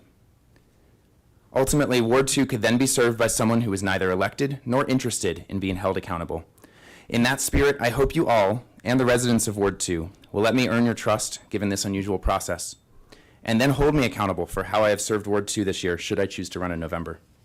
I believe I can most effectively serve Ward 2 because of my professional experience, my service to the community, and my passion for Longmont's future. That said, this process personally impacts me too, so if there is someone else who can better serve Ward 2, I sincerely hope you pick them instead. Thank you. Thank you, Matthew. The next person is Ash Beckham.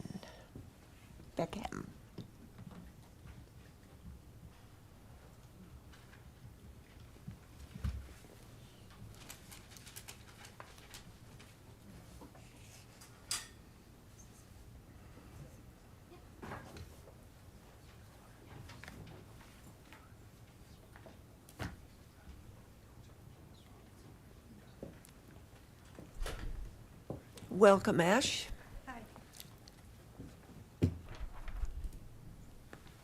All yours, thanks. Not my graphic. Okay. Hi, Town Council. Thank you for allowing me to speak to you today. My name is Ash Beckham, and I ask for your vote for the vacancy on the Ward 2 seat. I came to my first City Council meeting in 2017. I was accompanying some friends who were teachers. They had students that were speaking at a public forum on the designation of Longmont as a sanctuary city. And what I saw that night was truly inspiring to me. And something I hadn't seen in 15 years of living down the road in a town that starts with a B. And it was political discourse that was actually relatable. People that could get along with each other, they could have differences of opinions. It was contentious at times, sure, but there was a passion that happened for the city of Longmont. And I love that. It was so nice to see and so refreshing. I realized this was a diverse community, that we could have different opinions, different ideas, and we could grow together and come towards a common outcome and find that commonality. I know that Ward 2 has some challenges that are very similar to the rest of Longmont, but whether you're talking about affordable housing, infrastructure, transportation, any of the variety of problems that we face, I think it's important to know that there's diverse perspectives, that when we dive in and lean in, we have to know that there are so many ways that Ward 2 shows up and is represented. I think the most important thing that we need to bring forward to the community is the representation of that diversity. I think it's the strength of Longmont, and I think it's something that I would effectively represent on council. When these problems don't exist in silos, when we're talking about some of the challenges that exist, and they're all related, in my opinion, to one thing, which is growth, and how do we have manageable growth? I think nobody in Ward 2, or a few people in Ward 2 are anti-growth, but they really want to know at the core that we're doing it in an effective way, in a productive way, in a sustainable way that works for everybody. I don't pretend to know what it's like to be a fifth-generation farmer who has to sell their property to make ends meet and find a developer to develop it, or what it's like to be a family where one of the parents is a firefighter and one is a teacher, and they can no longer afford to live in town. I don't know what it's like to be in a house for 40 years, have it paid off, but have the threat of losing that home because you can no longer afford the property taxes because they're accelerating at a faster rate than your fixed income. I don't know what it's like to be undocumented and be afraid of not knowing how you're going to be supported within your community. I don't have a human experience being any of those people, but I have friends that are like that. I have neighbors that are like that. I see them at the grocery store. I talk to them at the bus stop. I see them on walks with my son and my wife. I know these people, and I know humans, not because I read surveys, but because I read humans, and not because I have a certain position, but because I have a disposition. I think the most important thing that we need to do when we select a Ward 2 representative is that they just don't know what it's like to live in Ward 2. They need to know what it's like for everyone that lives in Ward 2 and represent that diverse perspective. I think it's critical when we think about growth that it's inevitable. And in my career as a organizational strategist, I work with companies that are Fortune 100 companies to local nonprofits and everywhere in between, and with one singular goal, and that's creating cultures and communities that authentically thrive. And I think what I found out is that people don't necessarily need to know that they've been represented. And they don't necessarily need to know that you do what they say. They just need to know that they've been heard. And I think that's something that is missing on the town council that I would be able to bring, is the ability to listen to all different perspectives. We're stronger, not in spite of our diversity, but because of it. I think the growth is critical, and we all want that to happen, but can happen in a manageable way.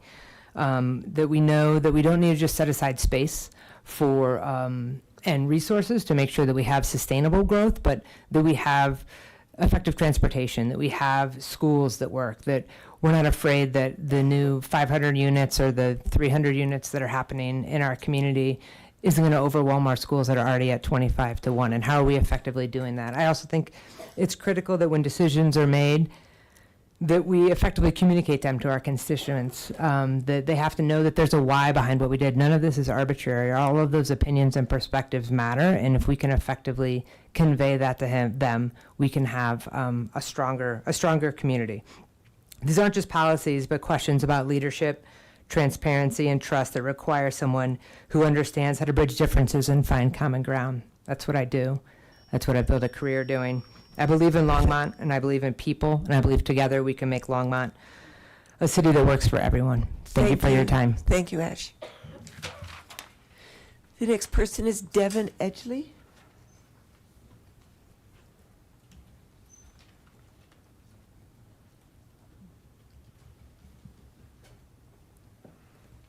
Welcome, Devin.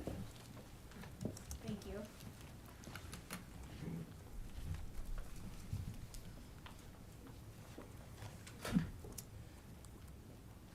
Thanks. You're very welcome. Mic is on.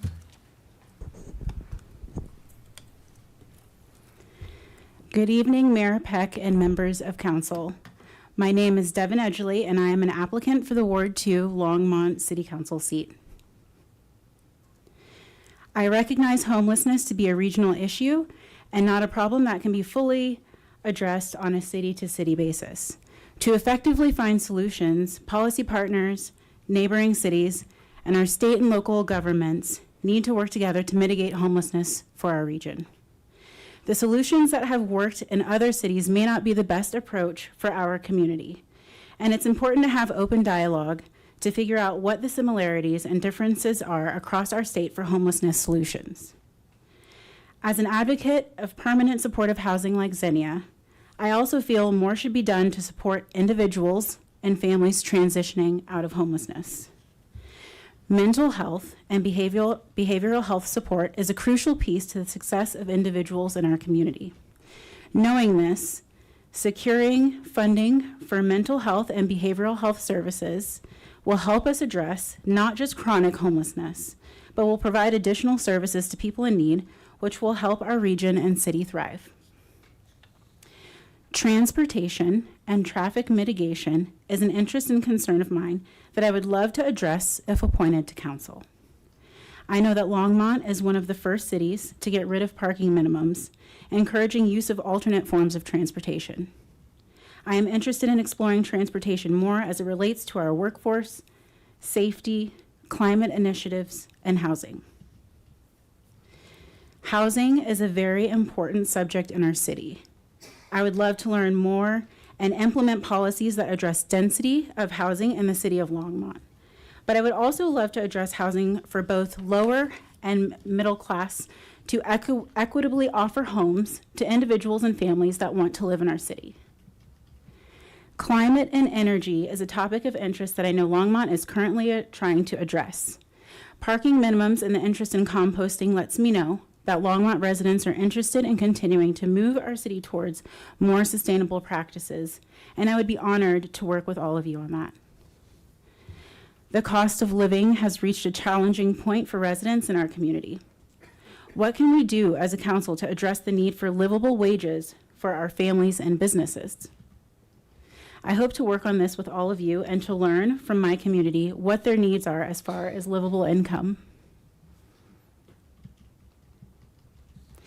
I'm excited to say, over the last couple of years, I have been active in advocacy efforts in the Boulder County community. I'm the policy program specialist at the Boulder Chamber. In 2023, I completed the pollinator advocacy program where I learned about native plants and regenerative gardening practices. In 2024, I was a graduate of the Boulder County Leadership Fellows cohort. In 2024, I was a delegate at the Boulder County Combined Assembly and Convention and the 2024 State Assembly and Convention. I am on the board of directors for the Boulder County Farmers Market, as well as Junkyard Social Club. I look forward to growing my accomplishments for the betterment of the community and collaborating with all of you on council. I am eager to learn more about Longmont City Council from all of you.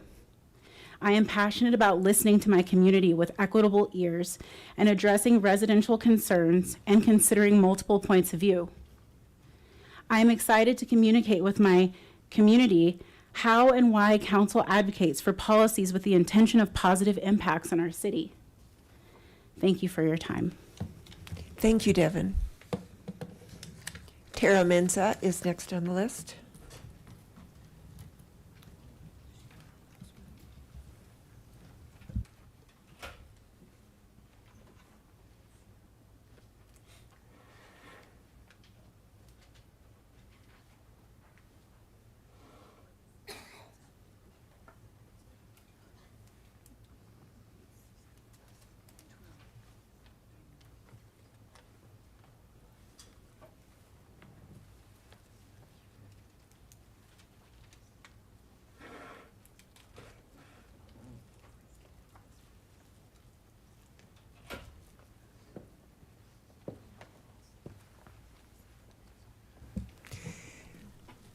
Welcome, Tara.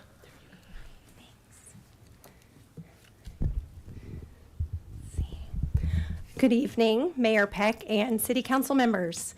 I am Tara Menza, and I am applying for the open Ward 2 City Council seat.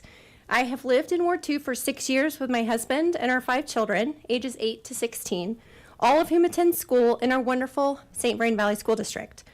After my husband retired from the Navy as a naval aviator and test pilot, we moved to Longmont by way of a short detour in Seattle. I instantly realized how special Longmont was with its small town charm and warm, welcoming community members. Longmont was the hometown I didn't realize I had been missing. After spending 14 years as a military spouse and making many military moves up and down the West Coast, Longmont was the town where we decided to plant roots for our children. Upon settling into our new home, I immediately got involved in my children's school and other local community organizations. My passion has always been connecting with people and finding ways to serve in my community. From working as a volunteer doula for military spouses, serving as president of a parent-teacher association, substitute teaching, serving on the Longmont Symphony Orchestra Board of Directors, volunteering as a community leader for Doing Democracy Day, serving as vice chair of the Public Policy Committee for the Longmont Chamber of Commerce, and chairing the gun safety team for the League of Women Voters, Boulder County, I have found it fulfilling and rewarding to be involved in community. In my service to my community, I have connected with many residents here in Ward 2 and throughout Longmont and Boulder County. What I want you to know about me and why I should be considered for this appointment is my unwavering commitment to cultivating a Longmont where everyone can live and work and thrive. Serving as a city council member is an opportunity to address key community challenges and build a more inclusive, vibrant city. To quote John F. Kennedy, in a democracy, every citizen, regardless of interest in politics, holds office. Every one of us is in a position of responsibility. So I will say to you tonight, with that responsibility of citizenship comes an obligation to view others with kindness despite our differences. With this responsibility of leadership comes the obligation to stand up for what's right, even if you're the only one standing, and to find common ground where we can. One of the most pressing issues facing Longmont is the need for better housing solutions that meet the diverse needs of our residents. A fresh perspective, along with my creative problem-solving skills and thoughtful out-of-the-box ideas, will help address Longmont's housing challenges and ensure that our community remains welcoming and sustainable for current and future generations. I want to work with you, council members, to solve the challenges of growth in Longmont while maintaining our town's warmth and charm. Another pressing issue Ward 2 residents continue to share with me is the need for a solution to our traffic problems. With advanced technology at our fingertips, we can use a multitude of options to help the people of our town to get to their destinations safer and easier. Balancing growth and addressing housing and traffic in creative and innovative ways will be my top priority representing Ward 2. Longmont has the opportunity to become a leader in this state for housing solutions, economic development, and sustainable growth without compromising our priorities of climate action, places and amenities, transportation, early child care and education, housing for all, equity, safety, and sustainability, and core services. My long and accomplished resume of steadfast service to my community will help City Council ensure we can meet the needs of Ward 2 and Longmont as we grow. Fostering a deep sense of community and something bigger than myself is what I teach my children every day. As a familiar face here in Ward 2, I will meet the residents where they are and listen to their concerns, ideas, and thoughts about their needs in the town we all call home.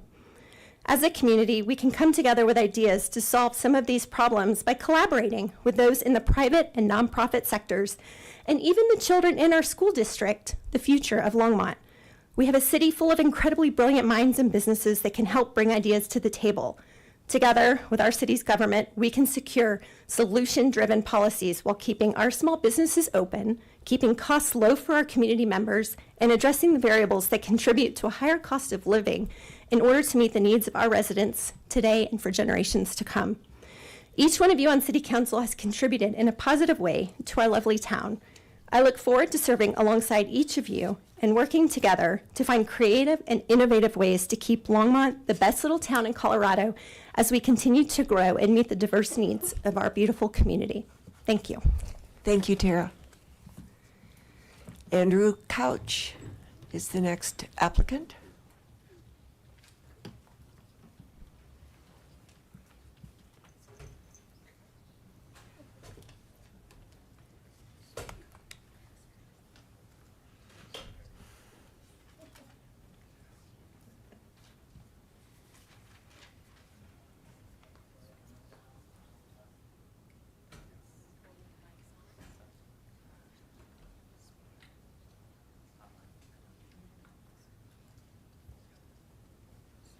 Welcome, Andrew. Evening, Council. My name is Andrew Couch. I've been a Longmont citizen since 2006. I'm originally from Indiana, lived in Texas, lived in Japan. I now live in Colorado. I work at Intrado Safety Services doing 911 VoIP services. I come from a lot of things from a tech perspective. Drives my wife crazy. It's the way I think. I apologize, but it's the way I do things. So my issue, if I have an issue as a councilman, should I become that lucky, is that I would be worried about growth. I watch your meetings on TV, and it keeps coming up over and over again. My dealings with growth began about a half dozen-ish years ago when they built an apartment complex across from my house. I was interested in the traffic study because I was doing bike races at the time as a promoter. I was curious. And so I looked at it, and I said, your numbers are wrong. And so I went and asked. And I said, hey, y'all, your numbers are wrong. There's more than 2 bikes that go past every hour. Just doesn't happen. This is Colorado. Rain or shine, there are at least 2 bikes. And it's a school safe zone. So the kids go by on parade every day going to school. Most of them on bikes. It's just what it is. And the traffic person was very nice. And he said, nope, we get these numbers pre-canned from a transportation guide that we have. And I was like, that's an uncomfortable way to do things because it doesn't reflect the road I live on. And we got on with our lives. But it seems like the system is repeating itself. I look at the way that we're working on the road that comes between airport and Hover. And next to the airport, we were going to do some developments. There's several housing developments on it already. It's Boston Avenue. Hello, here's where I live. Old folk moment, sorry. But long story short, it looks like we're several housing developments in already. We had a big one planned in front of the airport, which got delayed. But we have not planned for the infrastructure. Like there's no turn lane on the Hover side. You have 1 lane servicing straight and turn. So there's big delays. The light is still short. There's no lights or provisions for lights to be built on airport to let traffic out in that direction, which is a major arterial. It looks as though we're still building ad hoc. And so I would make 2 suggestions. One is for hard data and one's for personal data. We need better examples of both. We need to map out our traffic. We need to get traffic strips out at our major intersections. We need to get cameras up so we can figure out what bikes and people are doing in real life and not pick it out of a book. We need to map our traffic. We have to know where we start from, get a baseline. And this is the techie in me talking. Before you put VoIP services on a network, you need to know what the network will hold, what it's doing currently, and what can we add to it. And right now, because we look at every project as just a project and not as a member of a holistic system, we fail overall, which is why people all across town are complaining about growth when the growth is in apartments here and there. And you're like, this is really weird. No, it's not weird. And so we need to kind of drill down on people. And so I noticed in one of our previous meetings, people were complaining about the low turnout for the questionnaire. Well, I've got solutions. No one likes my solutions. Here's my solution for that. We've got a big database. It's called the utilities database. Just put the questionnaire in your paper and with a return envelope. If you're sending it out, and be like, hey man, you return this, then your next bill will be $5 off. Or if you're online, paying online, great. I'll put a link in it. I want you to answer it. There'll be a coupon code that comes up. Put it in right now and take $5 off your bill right now. It will cost us, yes, 40,000 houses in the city, 45 times, $5 a pop if everybody gets done on it, and why wouldn't you? Everybody pays their bills. Everybody wants to get a couple bucks off. Answer all the questions, get your $5 off. We can have a real idea of what people are worried about. And then, we can ask them flat out, like, what city street bothers you? Why? What intersection bothers you? Why? And we may find that the human needs and the human requirements are slightly different from the traffic requirements. We may be able to make the citizens happy without taking care of all the traffic problems, but we need data. We just flat out need data that's not pre-canned and pre-cooked. Also, I'm apolitical. I've been in enough places where politics doesn't faze me one way or the other. I'm probably pro-family more than I'm pro anything else. That's the lens at which I look through, because I have a family, and most of my neighbors do too, and I'm curious at how they're doing, and I want them to do better. But to help get my word in the water as far as like affordable housing, the whole cash in lieu prospect, just stop doing it. Just make people build houses. We take a cash amount, but because of inflation and because of the delays that are done, God love our housing authority, but unfortunately for these kids, they're chasing something that's receding in the distance. Just make the builders build it. Stop taking cash in lieu. Thank you for my 5 minutes. Thank you, Andrew. And our last applicant is John Limke. Did he show up? He has not. He's not here yet, so. Okay. So Mayor, our next step then is for us to distribute ballots. If you want to take a few moments while we distribute those for you, that would be handy. That would be handy. Thank All right, let's do another 5 minutes.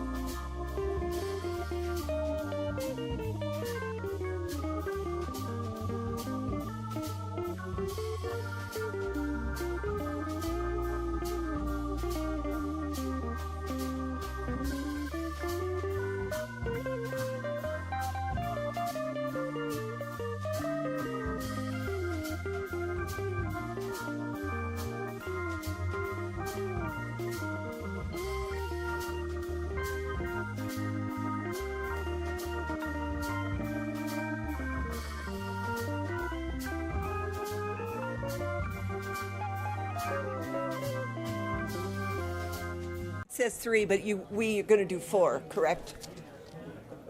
Let's clarify before everybody does their first ballot. We can do, the process said 3 when we prepared these.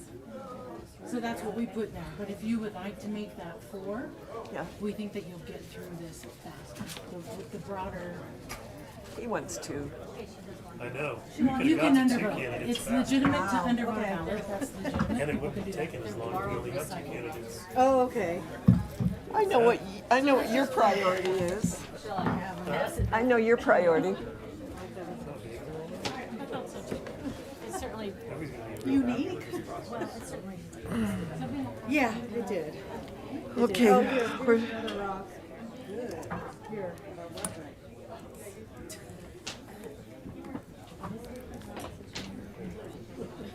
Okay, who's my number 1?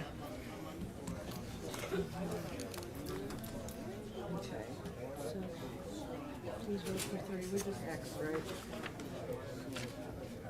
We're going to do 4, remember? Wait, no, we vote for 3, but our finalist is gonna be 4. yeah, we can So she's gonna narrow down all of ours. Trying to and we narrow keep it going down to until we 4. get down to 4. So we only pick 3. All right. She's going to clarify that. Yeah, Okay. let's wait until she clarifies it. I'll definitely do my. Pick at least 3. Pick at least And then maybe 4, depending on what we decide. Oh, wait a minute. Oh, I see. Not in the same order as this. Okay. Yeah, actually, I wish I could vote for about 5. I know. There's some really good. Really good ideas in candidates, and I said, I wish we could can all their ideas and stick them into. Yes. Yeah. Well, there's some people I'll be, contacting and saying, okay, bring that idea before council. There's some good ideas. Yeah. Yeah. That did all that without notes. That impresses me. Did it? To be able to just. Is the last guy. Yeah. The second to the last, because the last guy didn't show. Oh, that's right. He wanted to participate remotely. I know. I thought he was really good. Well, he'd be stand-up comedy, but.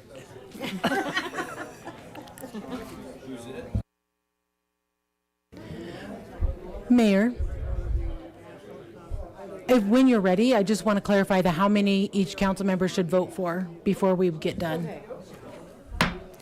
We are back if the candidates and folks would take their seats.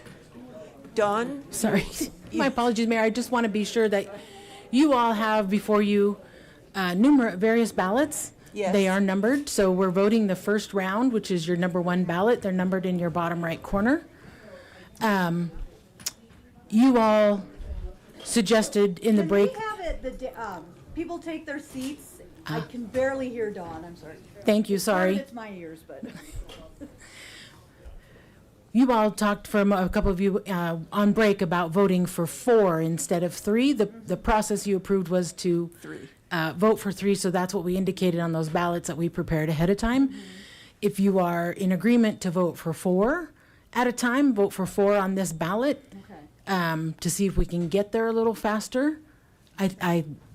That's fine by me as long as we are all on the same page and you are all voting for a maximum of 4 people on this ballot. So are we do you want to stick with the 3 on this ballot, or do you all want to go with 4?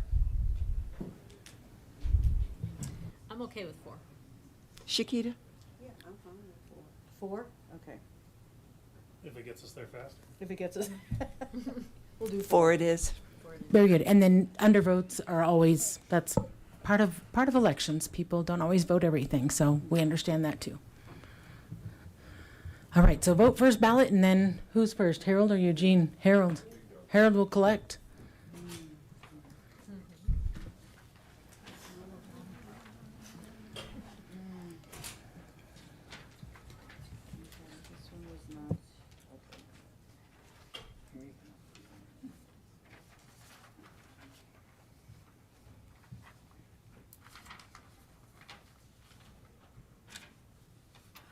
The old days, we did this for boards and commissions. Oh, Where you come around and, yeah. Come around and collect. Yep. Old school, yes. I do like our new process better. Oh. Yes. Okay. I'm the last one. It's hard.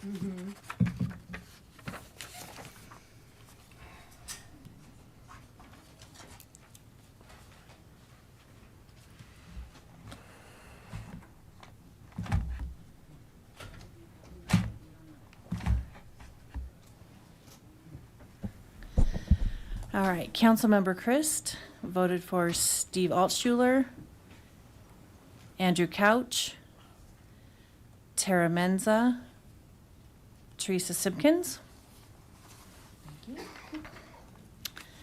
Councilmember Hidalgo Faring voted for Matthew Popkin, Crystal Prieto, Reagan Sage, Teresa Simpkins. Councilmember McCoy voted for just 2, Sarah Levison and Crystal Prieto. Mayor Peck voted for Reagan Sage, Matthew Popkin, and Andrew Couch, and Ash Beckham. Councilmember Rodriguez voted for Ash Beckham, Matthew Popkin, Crystal Prieto, and Reagan Sage.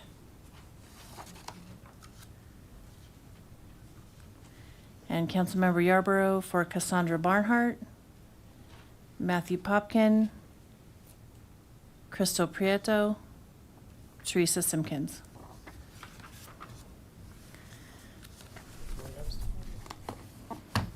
All right. So Mayor and Council, we do have you asked for a minimum of 4 finalists. They needed to get 3 or more votes to move on from this round to the final round. So you do have 4 finalists here: Matthew Popkin, Crystal Prieto, Regan Sage, and Teresa Simpkins.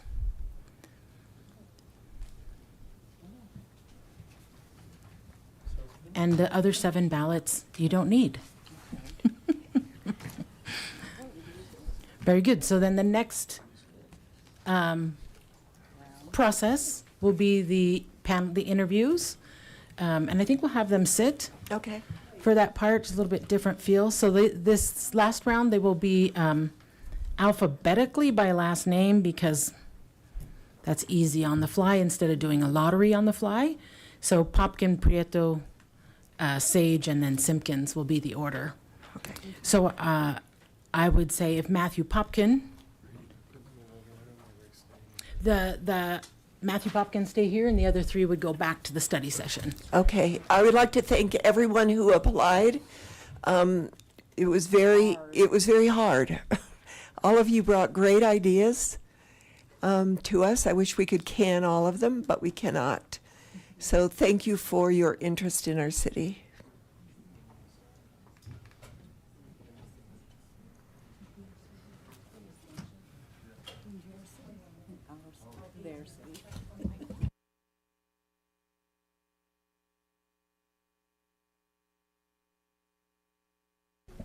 Test, test, test.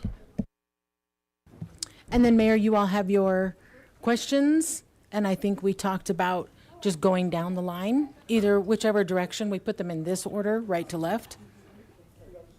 I guess it's your right to left, but whichever way you'd like to go, I would say just be consistent in that order all 4 times. And this portion is timed. They have 3 minutes. Is this set to 5, Michelle? Can you help us? Is Susie a master of the timer already? Perfect. Look at you go.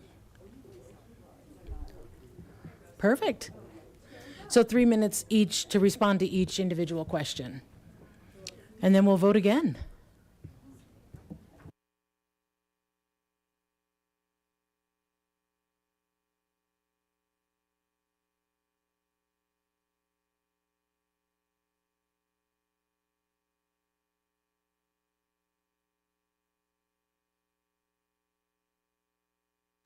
If you need to mute, if you just needed. Appreciate it. Thanks.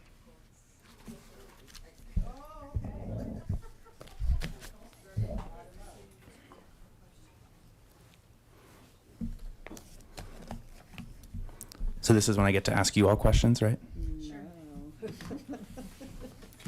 Okay, and we're doing 3 minutes for each question? Yes. Yes. Correct, okay. All right. Thank you for applying there, Mr. Popkin. So my question is, the cost of housing is a top concern noted by residents in the public comments, online forums, and the recent citizen satisfaction survey. What is your stance on the city's inclusionary housing policy, and what ideas do you have to ensure housing is more affordable and that homeownership is realistic for more residents of Longmont? Great, thank you. Can you repeat the question one more time? Sir? Okay. Yeah. Right. The cost of housing is a top concern noted by residents in public comment, online forums, and in the recent citizens satisfaction survey. What is your stance on the city's inclusionary housing policy, and what ideas do you have for ensuring housing is more affordable and that ownership is realistic for more residents of Longmont? Great, thank you.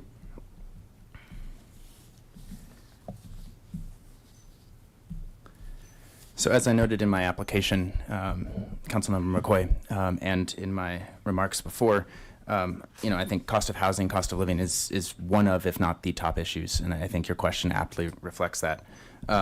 In terms of our overall housing policy, this is something that we see on the Planning and Zoning Commission, where applicants and developers will propose different levels of affordability and attainability, depending on what they're trying to meet in terms of the market.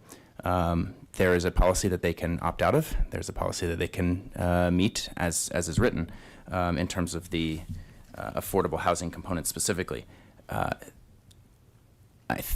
From my experience, I think we see more fee in lieu options there, which I think reduces it certainly is their option from a market standpoint. And that's, the goal of an optional or opt-out type policy. But I think that is incumbent upon a policymaking body like City Council to decide or reevaluate that policy from time to time, and to decide if it's really truly meeting the needs of the community and the housing stock. If I recall correctly, there was a housing study done for Longmont in 2023, I think it was, about kind of the gaps in rental and for sale housing. I think it was about the median sale price, I think now in Longmont, is about $600,000 for a house in Longmont, and that does not seem to me to be affordable or attainable for most folks. I think it's under a third of people, according to that study, were actually able to meet that for sale housing price, and that's a problem. If we're that's a problem for young families and new residents who are trying to kind of step into the ownership space in housing. It's a problem for folks on the other side of the equation who have been in a house for a while and want to downsize, but because they got their house in 1980 or 1990, when the price of housing was a completely different order of magnitude, they can't afford to downsize, and or they can, and they'd be in a one-bedroom apartment that's the same value as their 5-bedroom house, and that's also a problem too. And so when we're thinking about inclusionary, affordable, and attainable housing, we need to think about it at all ends of the spectrum in terms of tenure living here, and we need to think about what the market supply is actually providing. So the last thing I'll just note is when I talk about managing growth, I do think we need more housing. We need to build more housing. It needs to be more rental units and more for sale units, ideally more of the latter. And I don't know to what extent the Planning and Zoning Commission or City Council can direct for sale explicitly, but I presume that if there was a will, there's a way.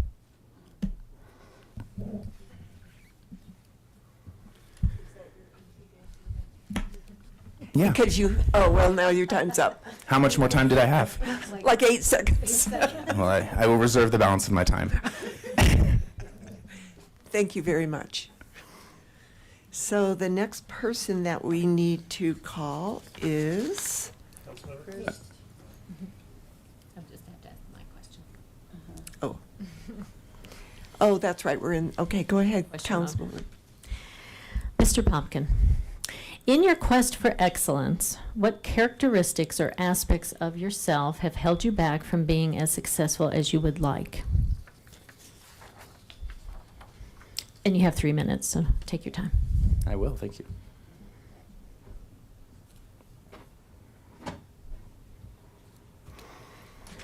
In my quest for excellence, what has held me back? What a fun question. Thank you, Councilmember.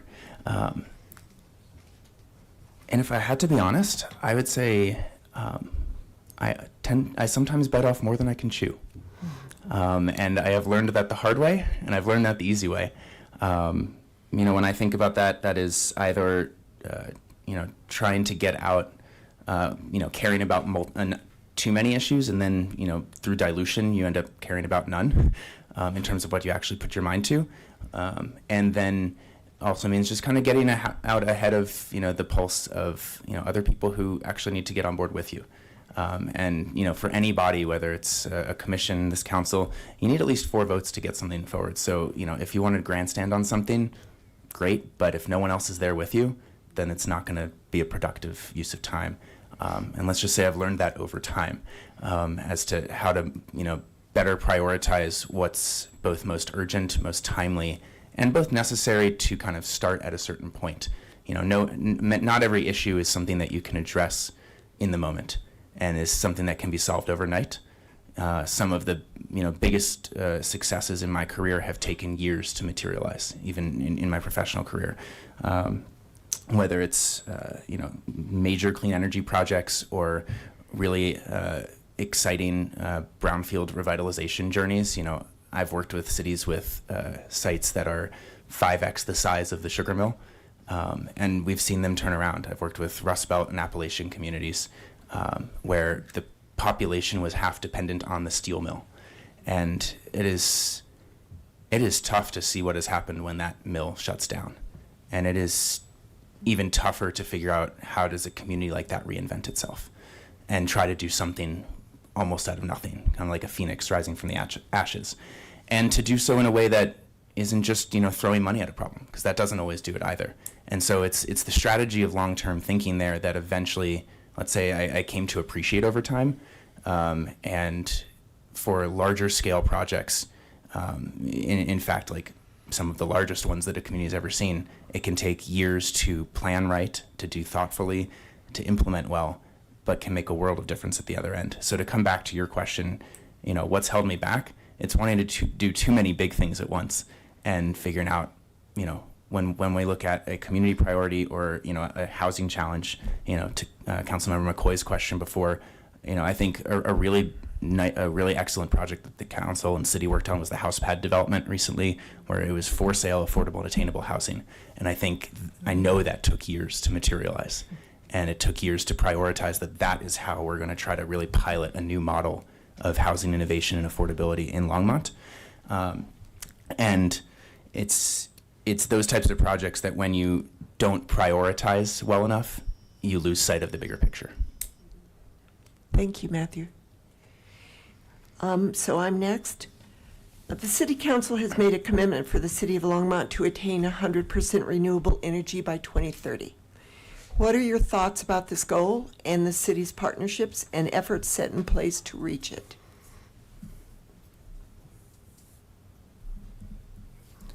Yeah. Can you repeat the question one more time? What are your thoughts about the goal of attaining 100% renewable energy by 2030 and the city's partnerships and efforts set in place to reach it? Yeah, thank you. Thank you, Mayor Peck. This is a really challenging topic and one that I actually know quite well. My day job is helping cities implement their ambitious climate and energy goals. I've worked with cities as large as Chicago, which just recently brought online a 600 megawatt solar farm in central Illinois, of which the city is taking 300 megawatts. It's a $422 million project. It took about 5 years to come and actually be built from the time we started planning it. And I've worked with much smaller projects, rooftop solar projects, parking canopy projects, and other utility innovations. When I look at a goal like 100% by 2030, there's the aim and then there's the reality of how you get there. And simply put, in Longmont, as part of, as one of 4 communities that's part of the Platte River Power Authority, Longmont is dependent on the other communities and Platte River Power Authority, or PRPA, or partially dependent, I should say, to actually meet that goal. It is a challenging goal. There are very few, if any, cities of this size or larger that I know of that have actually hit 100% by now. Most of them already have a nuclear plant or a hydroelectric plant that's been already in operation. So there are software and hardware and technology challenges that are still being figured out and commercialized. I think it's great to have an aspirational target. If you look at the recent plans from Platte River Power Authority, simply put, they aren't modeled to get to that 100% by 2030. That's just the reality of what's been modeled at this point.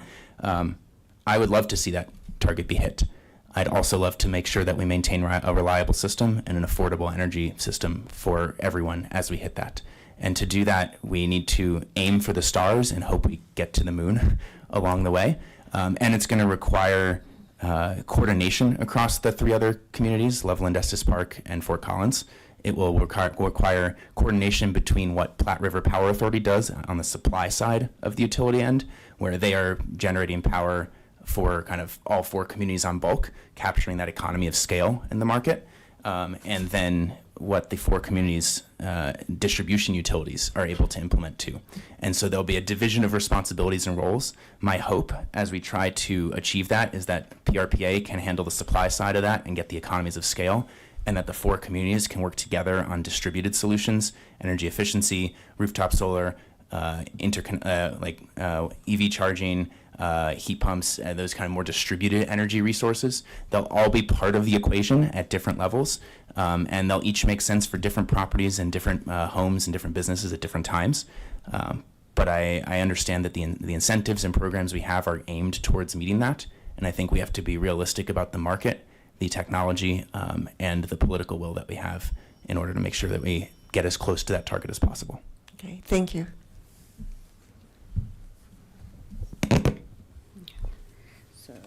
Okay, my question is, so City Council has outlined several key priorities in its vision for the future, including fostering economic development, enhancing sustainability, promoting affordable housing, addressing the need for quality early childhood education / childcare for working families, and improving transportation infrastructure. How familiar are you with the current vision and goals, and what specific actions would you take to ensure these goals are effectively addressed? Yes, thank you, Mayor Pro Tem and Councilmember Hidalgo Ferrin. Look, simply put, I generally agree with this council on the goals. And I wouldn't, if appointed, I wouldn't be coming here to shake things loose and try to redefine all of council's priorities. But I do very much care about and work professionally in how these goals are implemented. And so that's what I would focus on, how they're implemented cost effectively, how they're implemented pragmatically, and that they make sense behaviorally for people at a common sense level. I spoke about managing growth as kind of a key theme in my application. And I just want to highlight that I think it intersects with many of the goals you just shared. When we talk about managing growth, we're talking about housing and affordability. We're talking about transportation. We're talking about infrastructure build out and utilities. We're talking about, frankly, as we think about affordability, we have to think about early childhood education and childcare. You can't have an affordable place to live with no childcare options if you have a family and children. And so when we are thinking, and when we think about sustainability, of course, I've spoken to that a little bit already, but sustainability is more than just our energy system. It's how we get around, it's our air quality, it's the open space and parks that we all love.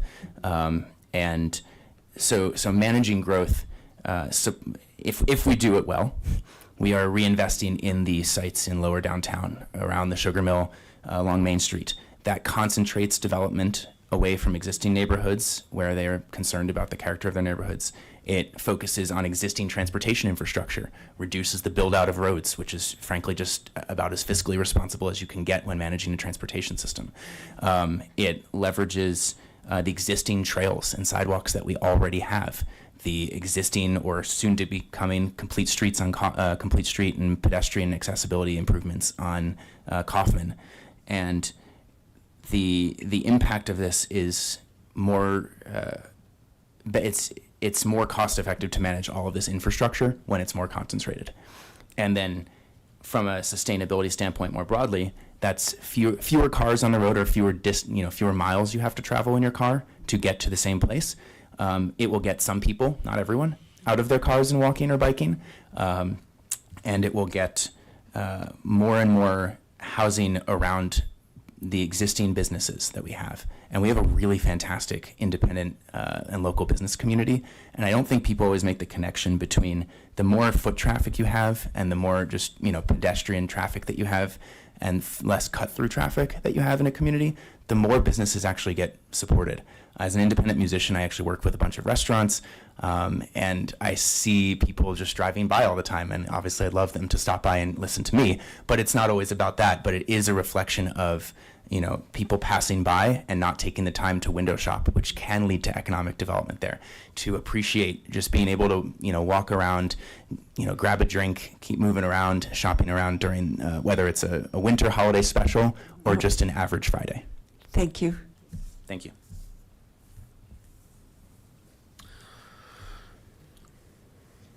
All right.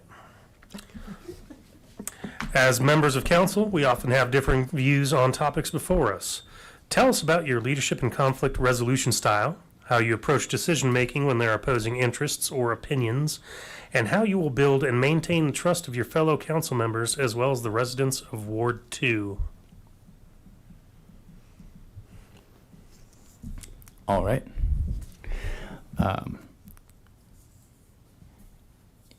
One of my first jobs was as a soccer referee, and I did that for 16 years. And I sometimes wish I could send people off from other situations and show a red card when people are misbehaving, but that's not how the world works. In a professional setting, one of the things that I think is integral for a body like this, or just even a workplace in general, is that you take the time to listen to people regardless of hierarchy. You take the moment to build trust with people. That doesn't happen overnight. It takes time. It takes understanding and listening and learning. And that sets a different tone. The moment someone is open to learning from someone else and being open to new ideas or a new way of looking at a problem that they haven't thought about, that breaks down other biases and starts to set up situations where people can learn and grow together and problem solve together. So I would say, in terms of conflict resolution and leadership, I orient towards, let's say, creative problem solving. And that's something that I have tried to find my footing with on the Planning and Zoning Commission most recently, which was a newer endeavor for me in the last few years. And I think I started off a little bit of a bull in a china shop there, and then quickly realized not only was that not as effective, but the best way to actually make progress with some of the developers and applicants and staff was less to just kind of bombard on questions, but actually to figure out, okay, what are we actually trying to solve for? We had a 2.5-hour debate in November about a crosswalk between Costco and the new In-N-Out burger that's coming in, and I would say that was not at all hostile. Everyone was there to try to solve the problem. I flagged this as a concern and then said, I don't fully know, I think we can put a crosswalk in here. And it turned out there were 3 property owners involved in this, and it became a lot more complicated of a balloon than I thought that, I was originally just opening up. And that involved just collaboration. We had a target of how do we get a crosswalk in there? Staff, the applicant, and myself and other commissioners. If there was an easier way to do it, I was all ears. I just wanted to make sure that we solved that. And so I'd say, open, thoughtful, and creative problem solving is kind of my goal when I step into a space like this, because at the end of the day, that's what people want, and that's what actually benefits the community. All right. Thank you. Hi, Matthew. Thank you for being here. Thank you for being vulnerable and filling out the application and, getting ready to roll. So my question is really simple and easy. It's not these hard questions like they had. So we know you're on planning and zoning. Other than that, do you currently serve on any other local or regional boards? And how would you stay informed and engage with the community needs and concerns as a city council member and as a representative of this community?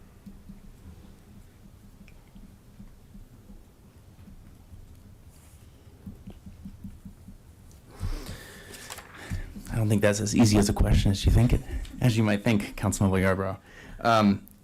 In addition to the Planning and Zoning Commission locally, I also serve on Longmont's Brownfield Advisory Committee, which some people don't even know exists, but it was formed about 1.5 years ago to help inform city staff and other kind of community economic development leaders on how to prioritize federal pass-through dollars coming through the state for brownfield cleanup, basically, and assessments, figuring out which sites are the highest priority for community needs, to kind of get in that pipeline of assessment, cleanup, and then hopefully eventually redevelopment.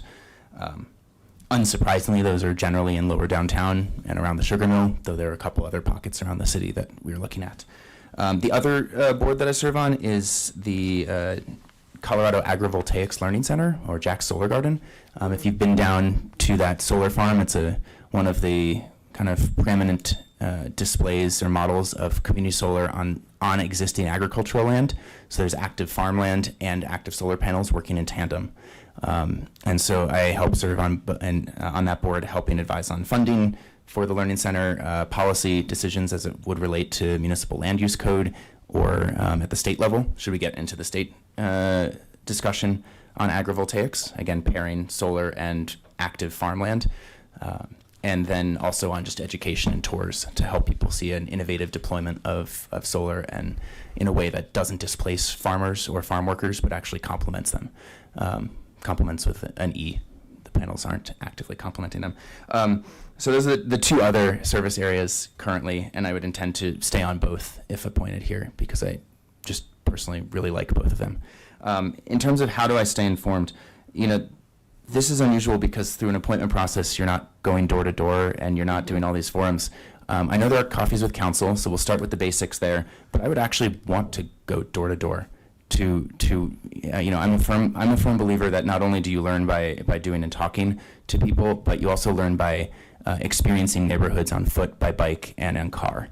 And I do that with cities that I work with professionally, and I would certainly be doing that with neighborhoods that I'd be actively representing if I haven't spent as much time there. You get a different sense of a place by immersing yourself in it and understanding different people's perspectives in it. That's something that we're not actually allowed to do as much on P&Z when planning and zoning, when proposals come, out of fairness to the applicant.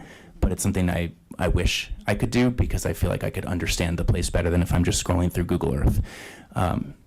In terms of other ways, I would love to. I'd certainly plan to immediately reach out through the local papers to let them know first. People have to know that they have a new representative for Ward 2. And I would want to create all kinds of, opportunities, dare I say, like office hours, if you will, where people can meet me for a drink or coffee, or in a park just to talk and share their opinion. That's a little bit less formal than an event like this or public invited to be heard. Thank you very much. Thank you. All right, we're going to go to our next applicant, which is Crystal Prieto.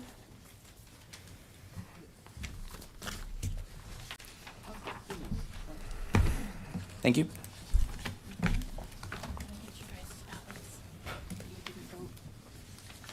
Oh. You unused ballots. Get your ballots. Yeah, can I get them? I'll go back to you. I promise I'm not going to steal them. I'm just going to take them and go back. Thank you.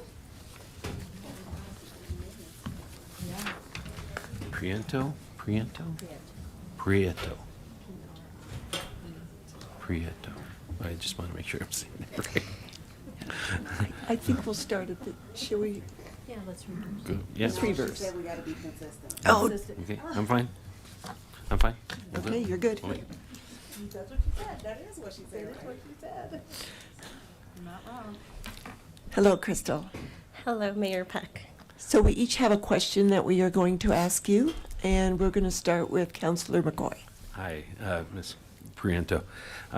Thank you for coming down here. Thank you for applying and everything. The cost of housing is a top concern noted by residents in public comment, online forums, and in the recent citizen satisfaction survey. What is your stance on the city's inclusionary housing policy, and what ideas do you have for ensuring housing is more affordable and that homeownership is realistic for more residents of Longmont? Well, I would agree with the city. I have looked at Envision Longmont and the plan set forth. I've heard some of the concerns from our local residents about affordability. I work with people on the ground, serving them, coworkers who are facing these challenges head on. And I'm sorry, can you ask the last part of that question? Sure. Let me see. What is your stance on the city's inclusionary housing policy, and what ideas do you have to ensure housing is more affordable and that home ownership is realistic for more residents of Longmont? Yeah, so I mean, there's home ownership, and then there's just rentals and being able to rent a home here in the city, or whether it's an apartment. And I think you look at them separately, right? So I think we look at, I mean, what are the residents running into, right? Why is it not affordable? Is it fees? Is it utilities? Are they not making enough, right? And I think we have to look at it from all aspects. I think the cost of housing has increased significantly. It's not just a Longmont issue. It's a country issue. And us trying to grasp kind of just the knowledge of, okay, well, how are we going to solve this? I think we really just have to kind of take a micro level and really look at the details of like, okay, well, what exactly is going on? Is it housing in a certain area? Is it housing for a certain population of people? What are the issues facing this population of people? What are the barriers? What can we do as the city to implement maybe more assistance with utilities or, et cetera, to help them afford housing? For home ownership, I mean, you can't control the prices of the homes in our community right now. And I think just really focusing in on what is the future developments going up. Are they going to hurt people's chance at being able to own a home one day because they're rising the prices in the communities? Or are they going to help? So I think it's a very complex issue. I think everything has to be looked at individually within the populations that we're serving. And I mean, I guess what I would do is just really be strategic, talk to the experts, look at the data, go based off of Envision Longmont and say, like, is this in alignment with where we're trying to go, and be strategic in that sense. All right, thank you.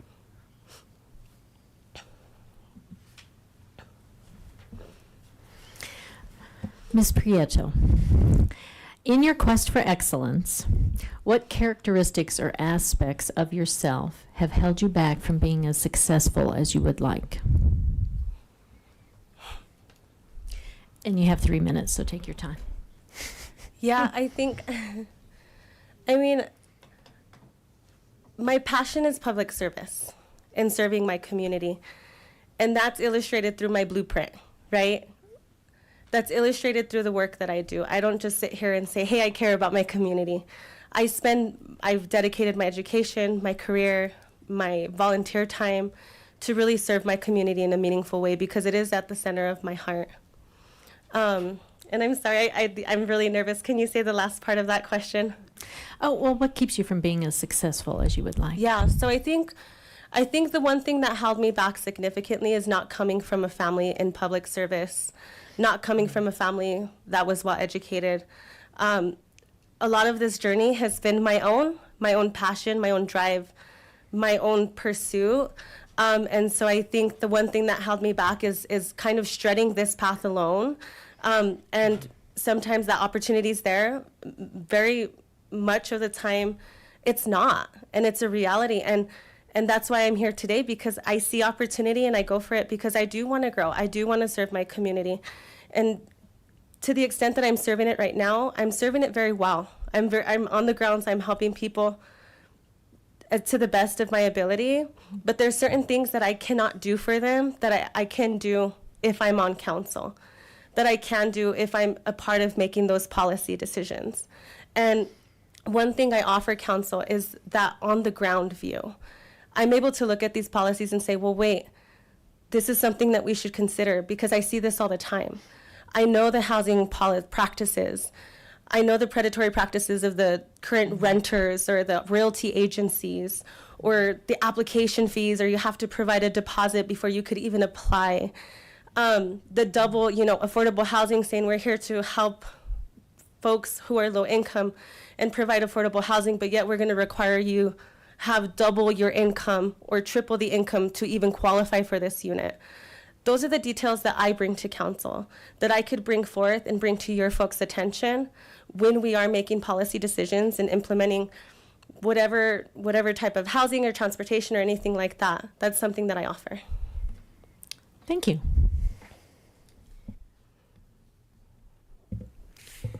So, my next, Ms. Prieto, the City Council has made a commitment for the City of Longmont to attain 100% renewable energy by 2030. What are your thoughts about this goal and the city's partnerships and efforts set in place to reach it? Well, we are in 2025. That's 5 years. I think it's very optimistic. I think it's important to set a goal. And to drive toward that goal and to do everything within your power to make sure that we're in alignment, working and collaborating with city staff, other organizations in the community, small businesses, asking questions like, what are some of the incentives that we're providing?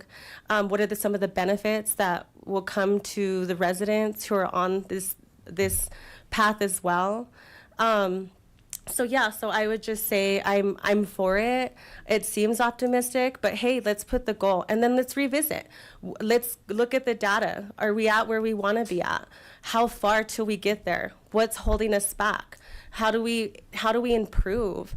But I think I agree with it. I think it's a wonderful goal. And I think as long as we set that goal and we have aspirations to reach it, it may not be by 2030, but if we continue to do the hard work and we're all on board and the same page in collaboration, I think we can get there. Okay, thank you.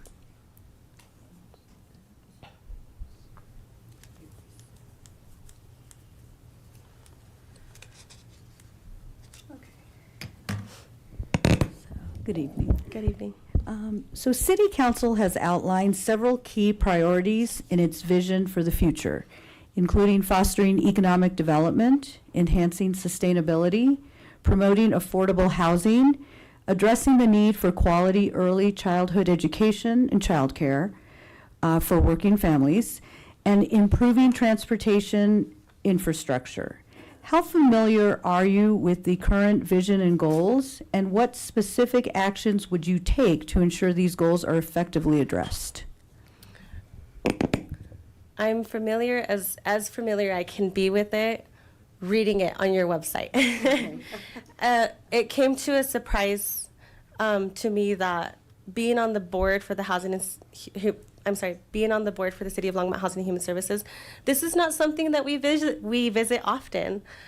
So, you know, if I don't make the cut tonight as a candidate, it's a recommendation that I'm going to make to the board to say, hey, we need to be on board with this. This is the city's vision. This is the city's plan. This is the voice of the residents, right? And in order for us to have direction and be impactful and meaningful in the work that we're doing and the decisions and the recommendations that we're bringing to council, I think that should be a part of the conversations. And I think it also brings up the question of like, well, is this also something that's a part of the other boards, the Children, Youth, and Families Board? If childcare is one of our priorities, are they in alignment with this? Are they in alignment with the path and the vision that the city has for childcare? So that's what I would say for that. I mean, I'm familiar with it. I'm not a council representative. I don't work for the city, just to the extent of volunteering. But yeah, I mean, I'm all for it. It's the work that I push and drive every day. Okay, thank you. Good evening. As members of council, we often have differing views on topics before us. Tell us about your leadership and conflict resolution style, how you approach decision-making when there are opposing interests or opinions, and how you will build and maintain the trust of your fellow council members as well as the residents of Ward 2. I hate three-pronged questions because I can never remember the last two. So can you ask me the first one and then I'll address them as we go, please? Thank you. So essentially, can you tell us about your leadership and conflict resolution style? Yeah, I'm a leader in my community. I mean, that is no surprise. Conflict resolution, I mean, I really strive to just work in unity and come together, collaborate. I mean, I don't see, like, I don't take anything personally. I think it's wonderful that we're all unique and diverse and have our own beliefs and opinions. That's what makes a healthy council. So as far as like my conflict resolution, I mean, I think the biggest thing is just sit back and listen and understand. There was a gentleman that once said, it's not always about being right, or else you'll be right by yourself, right? And this work, it's only done within the collaboration of the council. You can't do, you can't solve or issue certain policies alone. Like, everybody has to be on board and everybody's voice matters. Can you ask the second piece to that, please? Absolutely. How do you approach decision-making when there are opposing interests or opinions? I think just do the research, right? Like, what is the residents saying? What does the data say? What do the experts say, right? You folks have a lot of resources within the city and outside of the city. And I think you bring all of those things together and then you're able to make an informed decision. I'm not going to come in here and act like I know it all, right? But I know how to get to that solution. I know how to get to that decision and make a good decision. All right. And the last part of the question was, how will you build and maintain the trust with your fellow council members and the residents of Ward 2? Yeah, be respectful. Listen with intention, right? Can I meet the needs of every resident from Ward 2 coming in and requesting something? Most likely not. But can I intentionally listen and really understand what they're trying to say and do my research and show them that I do care, that I am looking into the problem that they're saying? Absolutely. And I think with that, that's the most important. Thank you.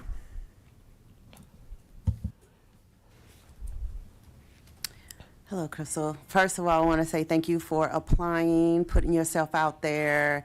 It means a lot, and that shows a lot about you and all the other applicants as well. In addition to serving on the Housing and Human Services Board, do you currently serve on any local or regional boards, any other local or regional boards? And if you do, how would you stay informed and engaged about community needs and concerns as a city council member and as a representative of your community, of our community? Yeah, well, I'm dedicated to my work for the City of Longmont Housing and Human Service Board, and I'm not currently on any other additional boards. When my term ends, that is something I'll definitely be looking into and be intentional as far as what board I'm going to serve on.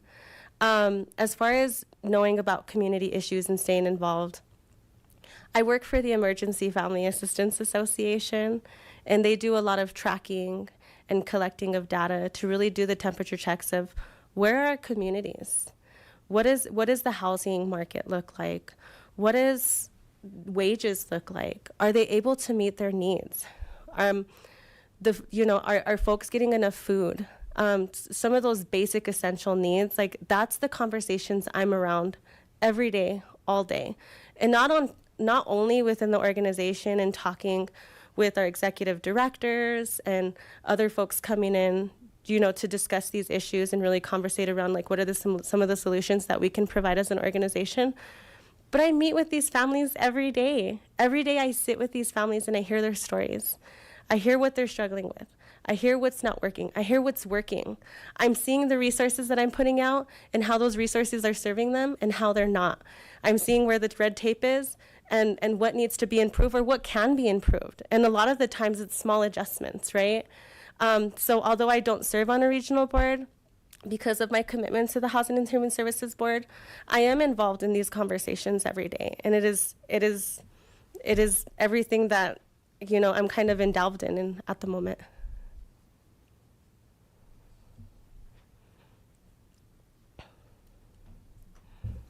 Okay, that's it. I'm a Thank fast you very talker. much. Thank you so much, Council. Have a wonderful evening.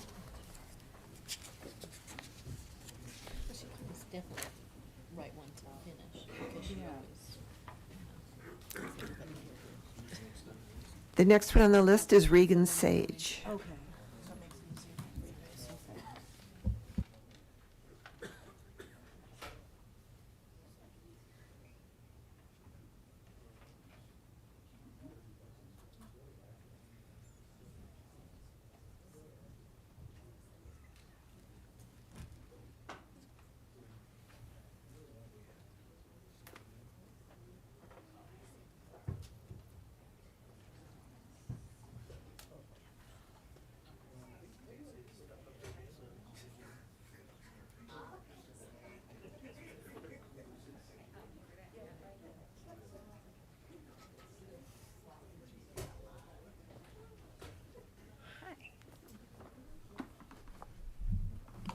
Hello. Welcome, Regan. We're going to start with questions with Councillor McCoy. Thank you for applying here. So my question to you is, the cost of housing is a top concern by residents in public comments, online forums, and a recent citizen satisfaction survey. What is your stance on the city's inclusionary housing policy, and what ideas do you have for ensuring housing is more affordable and that homeownership is realistic for more residents of Longmont? I think that in order to preserve the great economic diversity that we have in Longmont, that it needs to be a priority. I think we need to, well, if it is legal and possible to do, I think what would be suit the best interests of our community would be to partner with developers to make sure that what they are serving is what we actually need. So there's been a call for a greater mix of housing, more affordable homeownership. I know land is very expensive. I know creating that is expensive, but in our nation's history, where we have not done a very good job of creating public housing, it has mostly been because we say, well, wealthy people live here and poor people live here, and there isn't any integration between the two. If we could have, right now, it seems like a developer can buy their way out of supplying affordable housing alongside market rate housing. And I think it would be in our best interests to say, you can't buy your way out of it. There is a percentage of the units that you are developing that has to go to people who do not have the funds to pay market housing, whether that's rental income or whether that's purchase price. All right, thank you very much.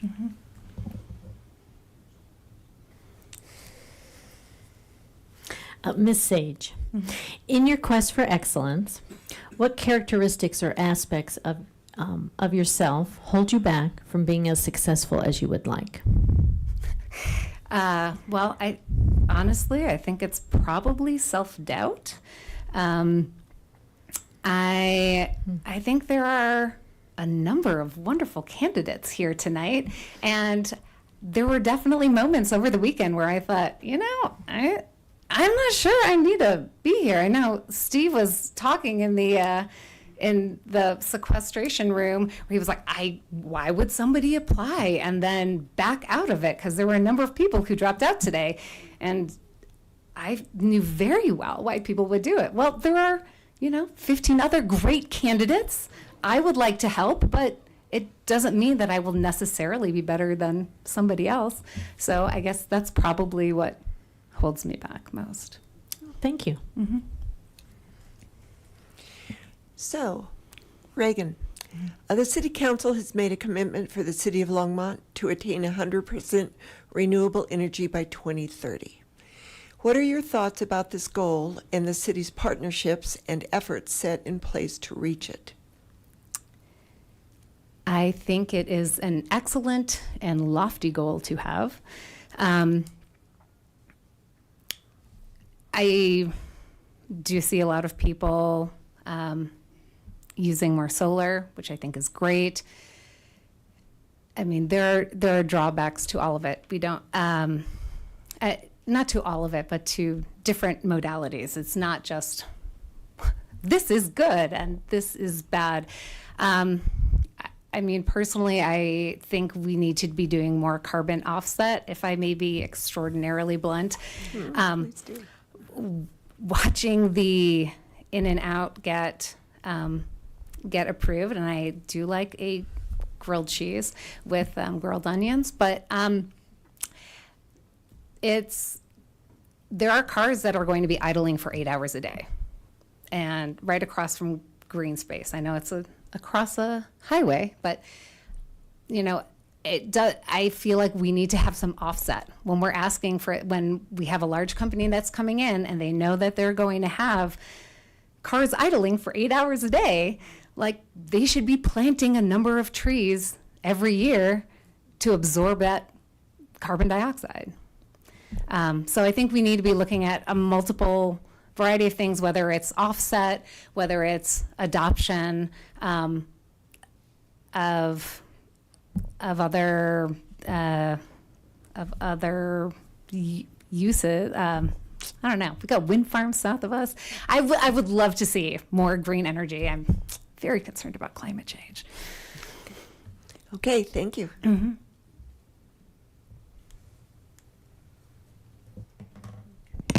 Thank you.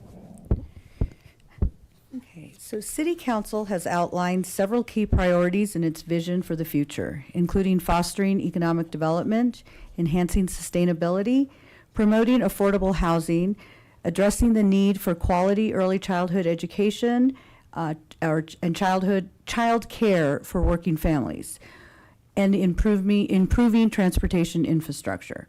How familiar are you with the current council goals and vision, and what actions would you take to ensure these goals are effectively addressed? Well, I've read Envision and some of the annual updates, although I didn't see anything past 2021. And of course, I'm a big fan of this infographic, City Council vision. I think we have some very good systems in place, and I think what we need to start doing is creating a better network between the organizations that already exist, so that there is more overview, more that we cross-pollinate. So that people are more aware of what we are trying to do. I think the citizens of Longmont are really on board with a lot of the programming that the city provides, but not everyone is aware of everything. So if we can connect St. Vrain school systems and our farming, if we can bring to mind our public transportation system to people who don't use it but might start using it for small trips or on the weekends, like a no meat Monday or that kind of a thing where once a week people pledge. I think our community is really into trying new things, and if we challenge them, like, hey, here's a Longmont challenge, and throw it out there, I think we have a receptive audience for that.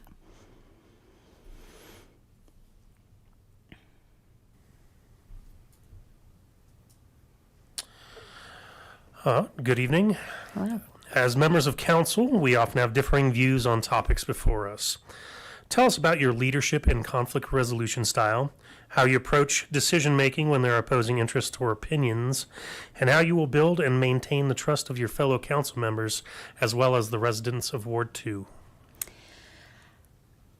So I'm a big question asker, and I ask questions that are sometimes uncomfortable, but it's not to make people uncomfortable. It's so that I can get the best information possible.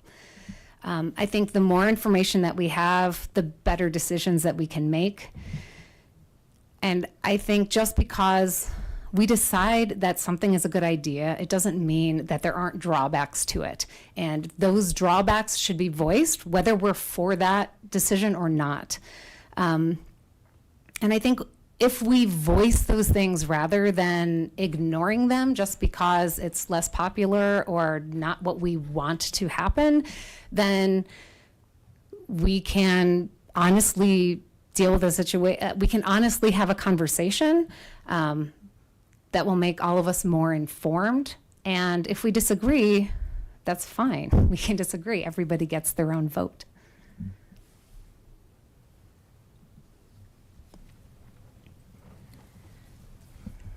Hi, is it Regan or Reagan? It's Regan. Regan. Mm-hmm. I will say good evening, but I think it's good night. So, first of all, I want to say with, the question that Councilmember Chris had asked you, and you mentioned self-doubt. Even with your self-doubt, I applaud you for applying for the position.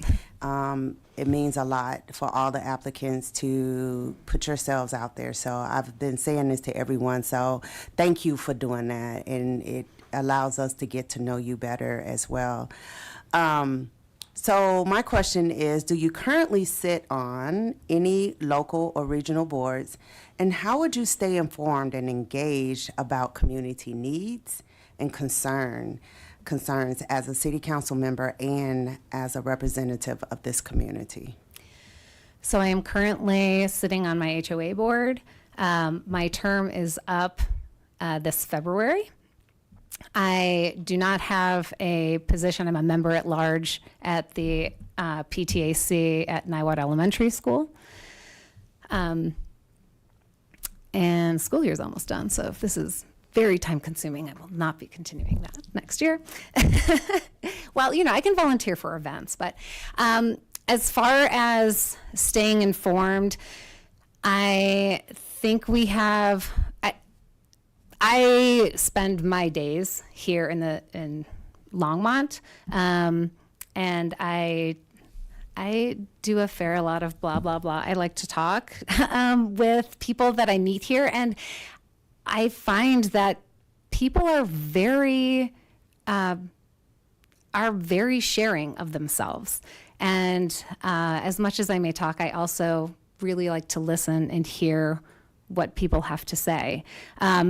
So there are schools in the neighborhood. Longmont's extremely walkable. I do my shopping downtown Longmont. I'm really grateful that I know people by name at the stores that I shop at. And I'm around. I'm present here. And so I speak with all the organizations that I'm in, with the neighborhood I live in, with the neighborhood that abuts mine, because I walk there as well. Maybe not in this weather, but generally. And so besides reading about Longmont and my neighborhood forums where people share their thoughts, I guess personal interaction.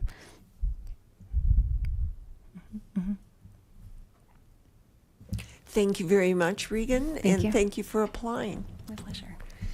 The next one on our list is Teresa Simpkins, and she is the last one.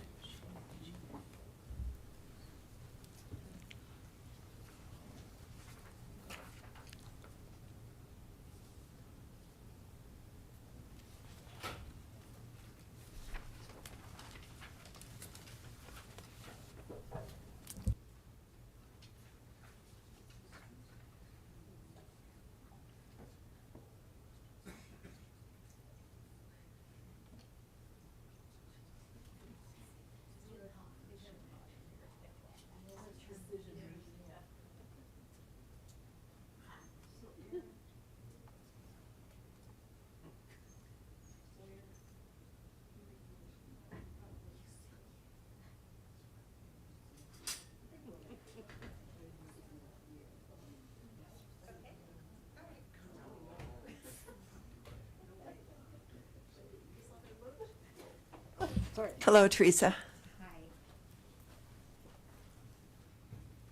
This chair, right?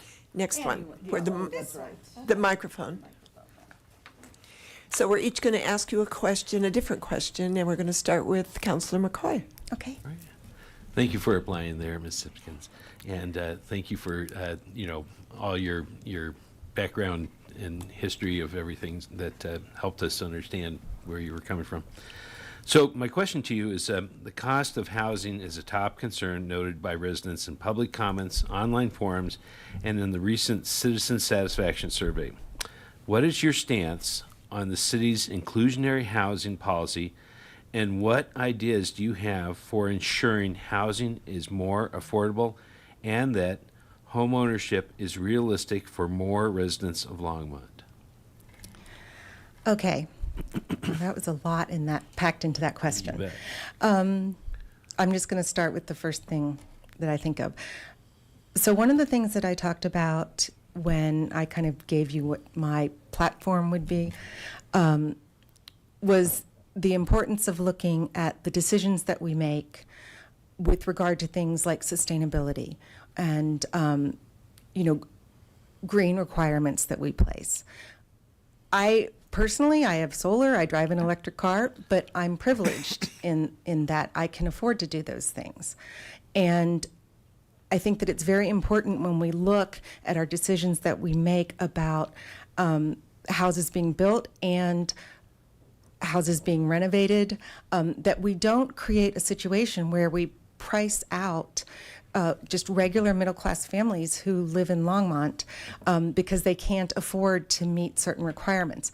So I'm not entirely sure what the answer to that is, but what I would want to do would be to talk to people who have looked at those things and could possibly give us ideas for how you might go about making that more fair while still furthering your broader community goals of sustainability and kind of keeping your housing stock modern and safe. One of the things that I noticed with a lot of my friends who lived in Boulder was that when they went to remodel their house or renovate, or after the flood had to do repairs. They couldn't afford the repairs because of the mandates that were in place.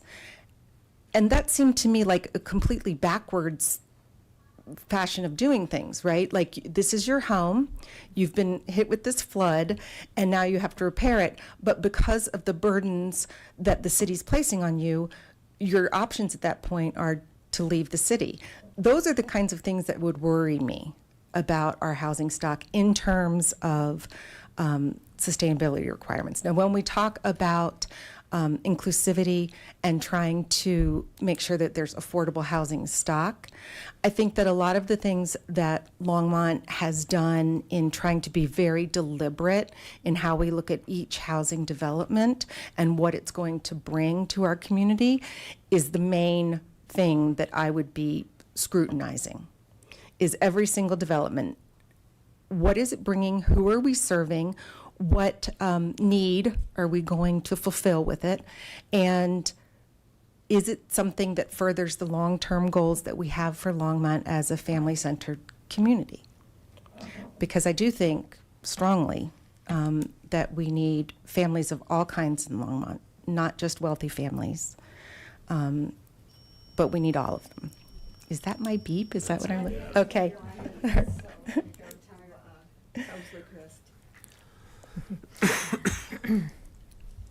Ms. Simpkins, in your quest for excellence, what characteristics or aspects of yourself have held you back from being as successful as you would like? I, for a very long time, had what I know a lot of people have, which is a fear of that imposter syndrome, right?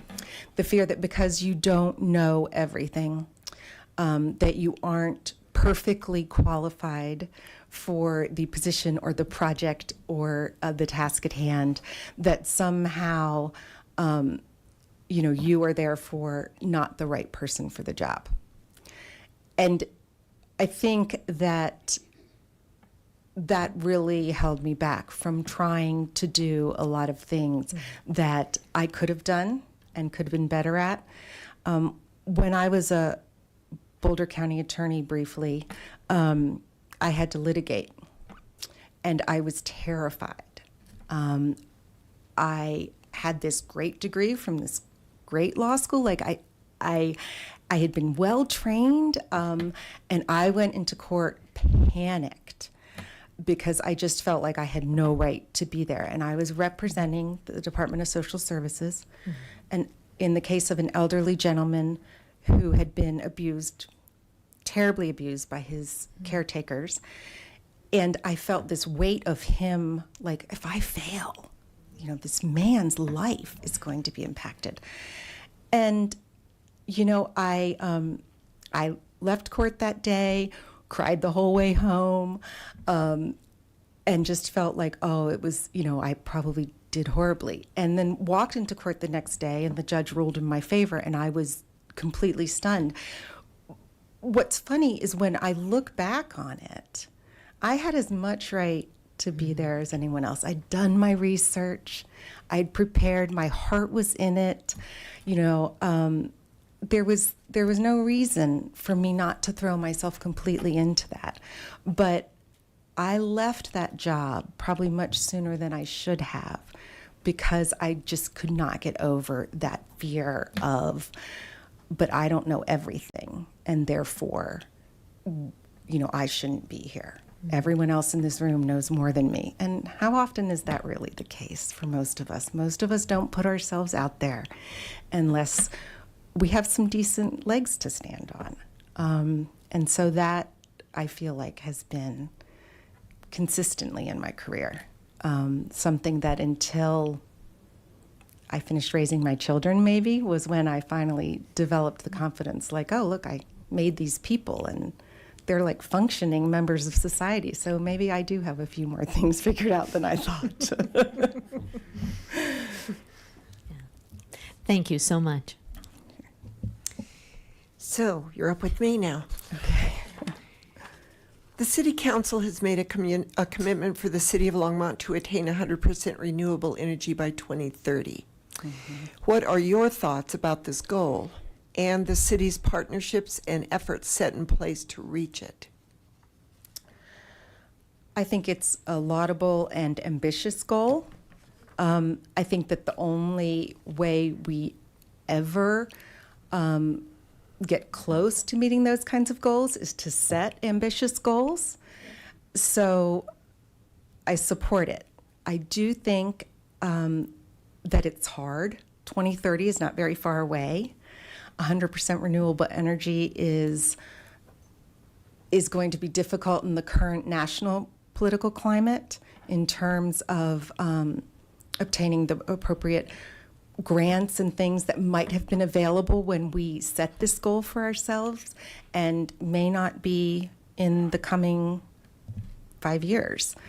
So that would be a concern of mine. But I think that, Longmont has, one of the things I like about living here is that I don't feel like the leadership in our city is absolute about things.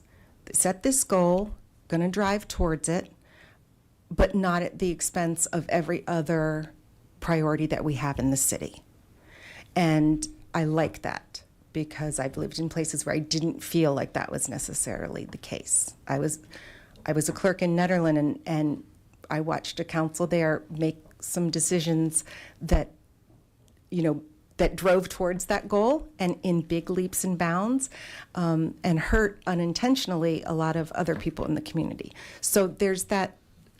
I always go back to my policy background and looking at really scrutinizing the intended and unintended consequences of our decisions so that we can be really thoughtful about them. And even if we choose to go forward, we at least know what to be prepared for on the back end that we may not have wanted as a consequence, but is a necessary one. Thank you.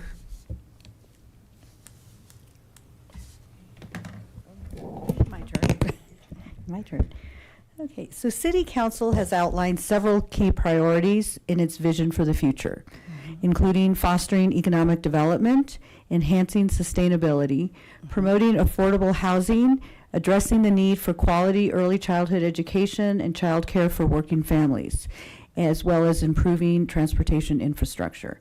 How familiar are you with the current vision and goals, and what specific actions would you take to ensure these goals are effectively addressed? Okay. I don't know how to compare myself when you say how familiar am I. I think I'm pretty darn familiar. I've lived here since 2013. I started working at the City of Longmont in 2014 and stayed here until 2021. So I was kind of plugged in a way that, that you just are when you work for a small city. I mean, there wasn't a whole lot that got past us. And I was on the communications team, so I was hearing all about all these initiatives, even if I was not working on them in any other fashion. I was at least had to be aware of what council was doing, what Harold and his team were doing, so that we could support those initiatives. So I do feel like I'm fairly well versed in the priorities of council. I think that we were having this conversation in the other room that the best leaders recognize what they don't know and then find the people out there in the community, in the broader community, who do have the ideas and the potential solutions. And then I think it's incumbent on you all, just as reasonable, intelligent, elected officials, to weigh the options set in front of you and listen to the experts or the advisors who come in with potential solutions, and then reach your own conclusions about what's the best fit for Longmont. So that is how I would approach any of those things, including the things that I might know more about than other things. I may have strong opinions about it, but I absolutely would be interested in hearing what people who do that all the time, whatever that is, what they think and know.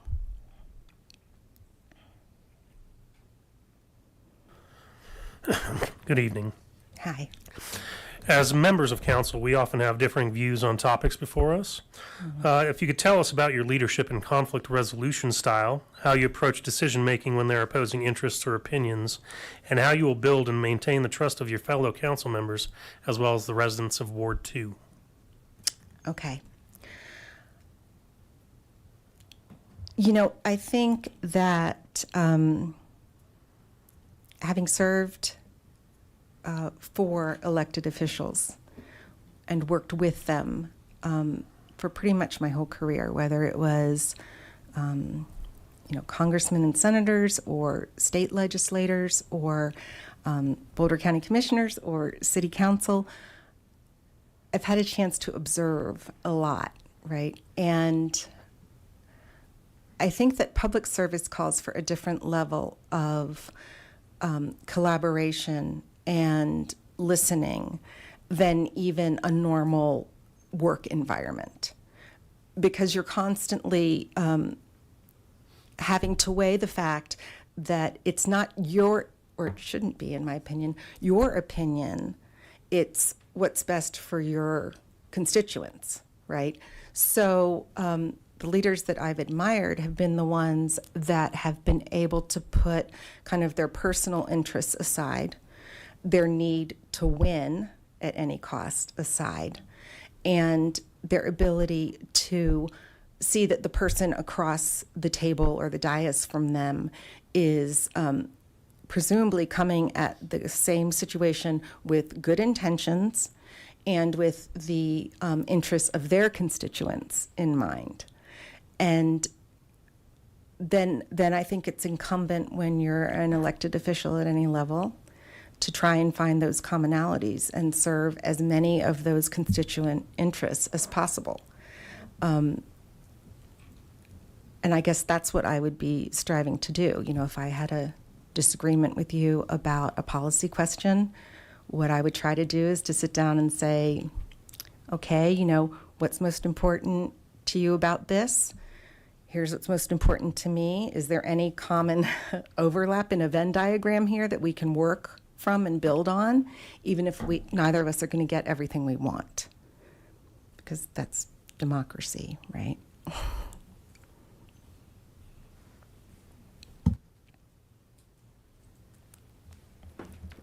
Hi, Teresa. Hi. First of all, I've been saying this to all the applicants. Thank you very much. I appreciate you for being vulnerable enough to apply for this position, and with or without imposter syndrome. You did it. So thank you. And I need to work with all the women here in the city of Longmont about this self-doubt and imposter syndrome. We need to have a meeting in the ladies' room or something. Anyway, thank you. I know it's getting late. Do you currently serve on any local or regional boards? And how would you stay informed and engaged about community needs and concerns as a city council member and as a representative of this community? All right, the first part. At this time, no. And I will explain why. I used to. I served on boards. I volunteered all the time. It was just a part of my life that went right alongside work and family. And then I ended up having 2 children of my own. I raised 3 stepchildren and 2 foster children.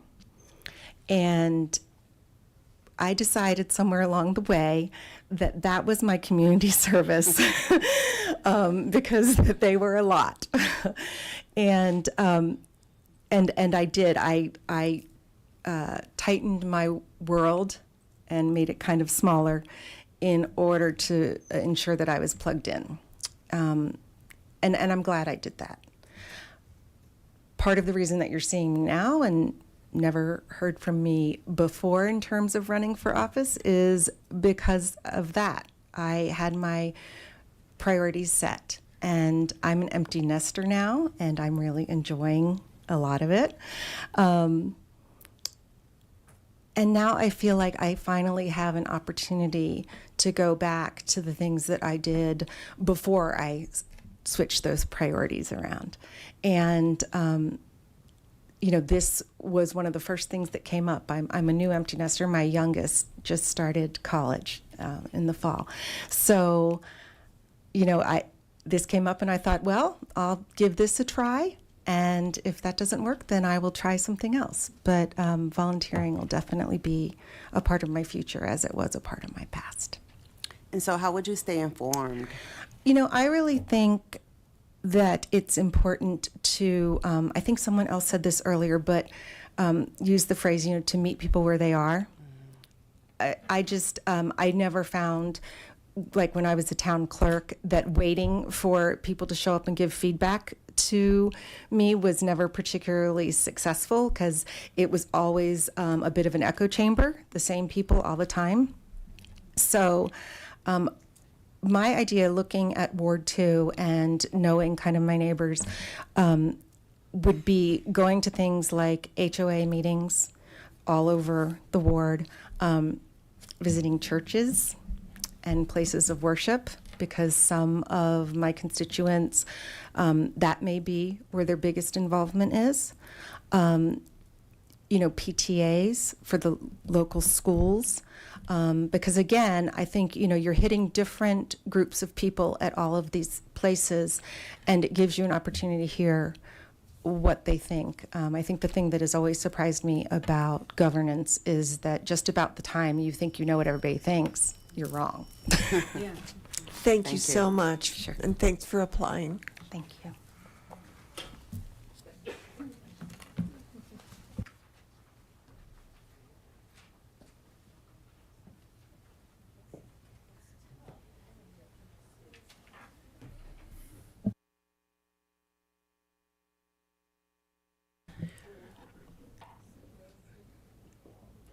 All right, Mayor, I need just a moment to pull down my tally sheet for this round of voting. So if anybody needed a quick restroom break, it'll take me just a moment. Probably not long.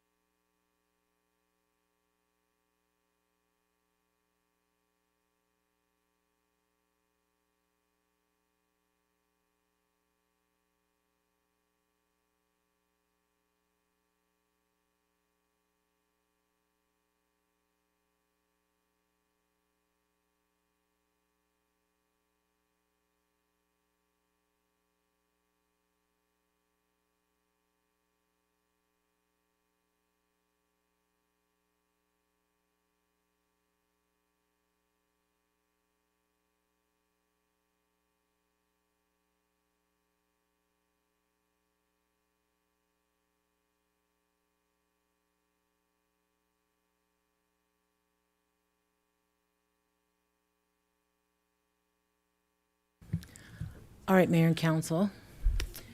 Here comes Mayor Pro Tem. So we have saved a few sheets of paper since we had all the candidates there, and used some of the extra copies you had, marked out everybody except for these 4 candidates: Matthew Popkin, Crystal Prieto, Regan Sage, and Teresa Simpkins. So you have 1 ballot there in front of you. You have a couple, pick 1 piece of paper. And here you will vote for 1. And we need to get if there's 4 votes for 1 person, that will be your appointee. This is really tough. This is really tough. Can we add a few seats? I imagine. Can you add a few seats? We'll just do that on the fly.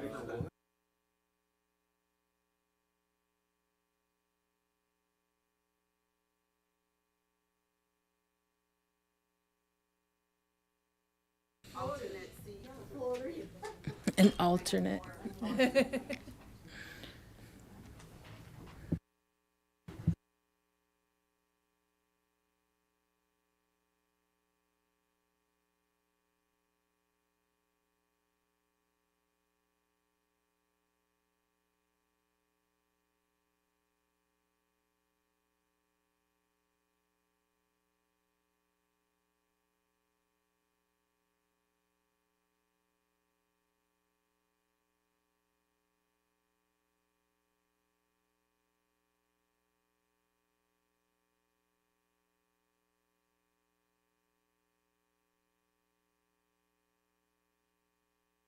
Yes. All right. Okay. Councilmember Christ voted for Teresa Simpkins.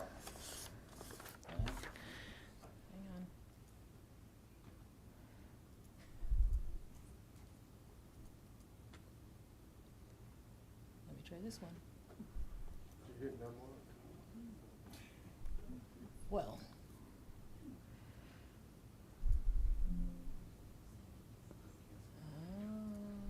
There you go. Dun-dun-dun. Okay. Mayor Pro Tem Hidalgo Faring voted for Matthew Popkin.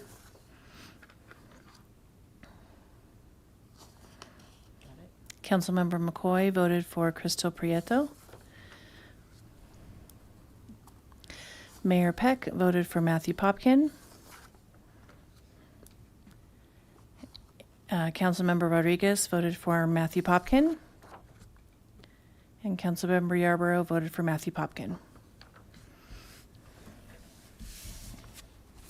So Mayor and Council, let me turn on my mic. Mayor and Council, thank you. You have an appointee, and Matthew Popkin will be sworn in next week. And we will have a vacancy on P and Z. To our retreat. Yes. To share their ideas. Crystal and Reagan and Teresa, Reagan, run again. Yes. Really. Yeah. Don't give up. We have 4 seats in November. 4 seats in November, yeah.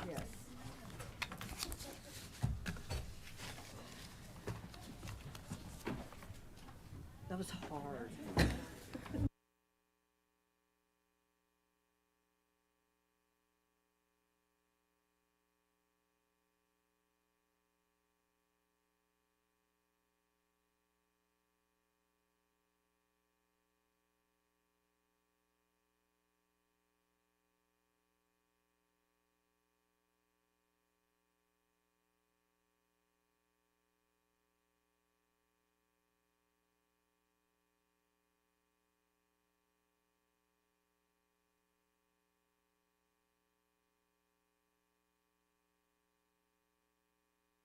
We were all just going to get up and leave. Leave our computers on. I don't know.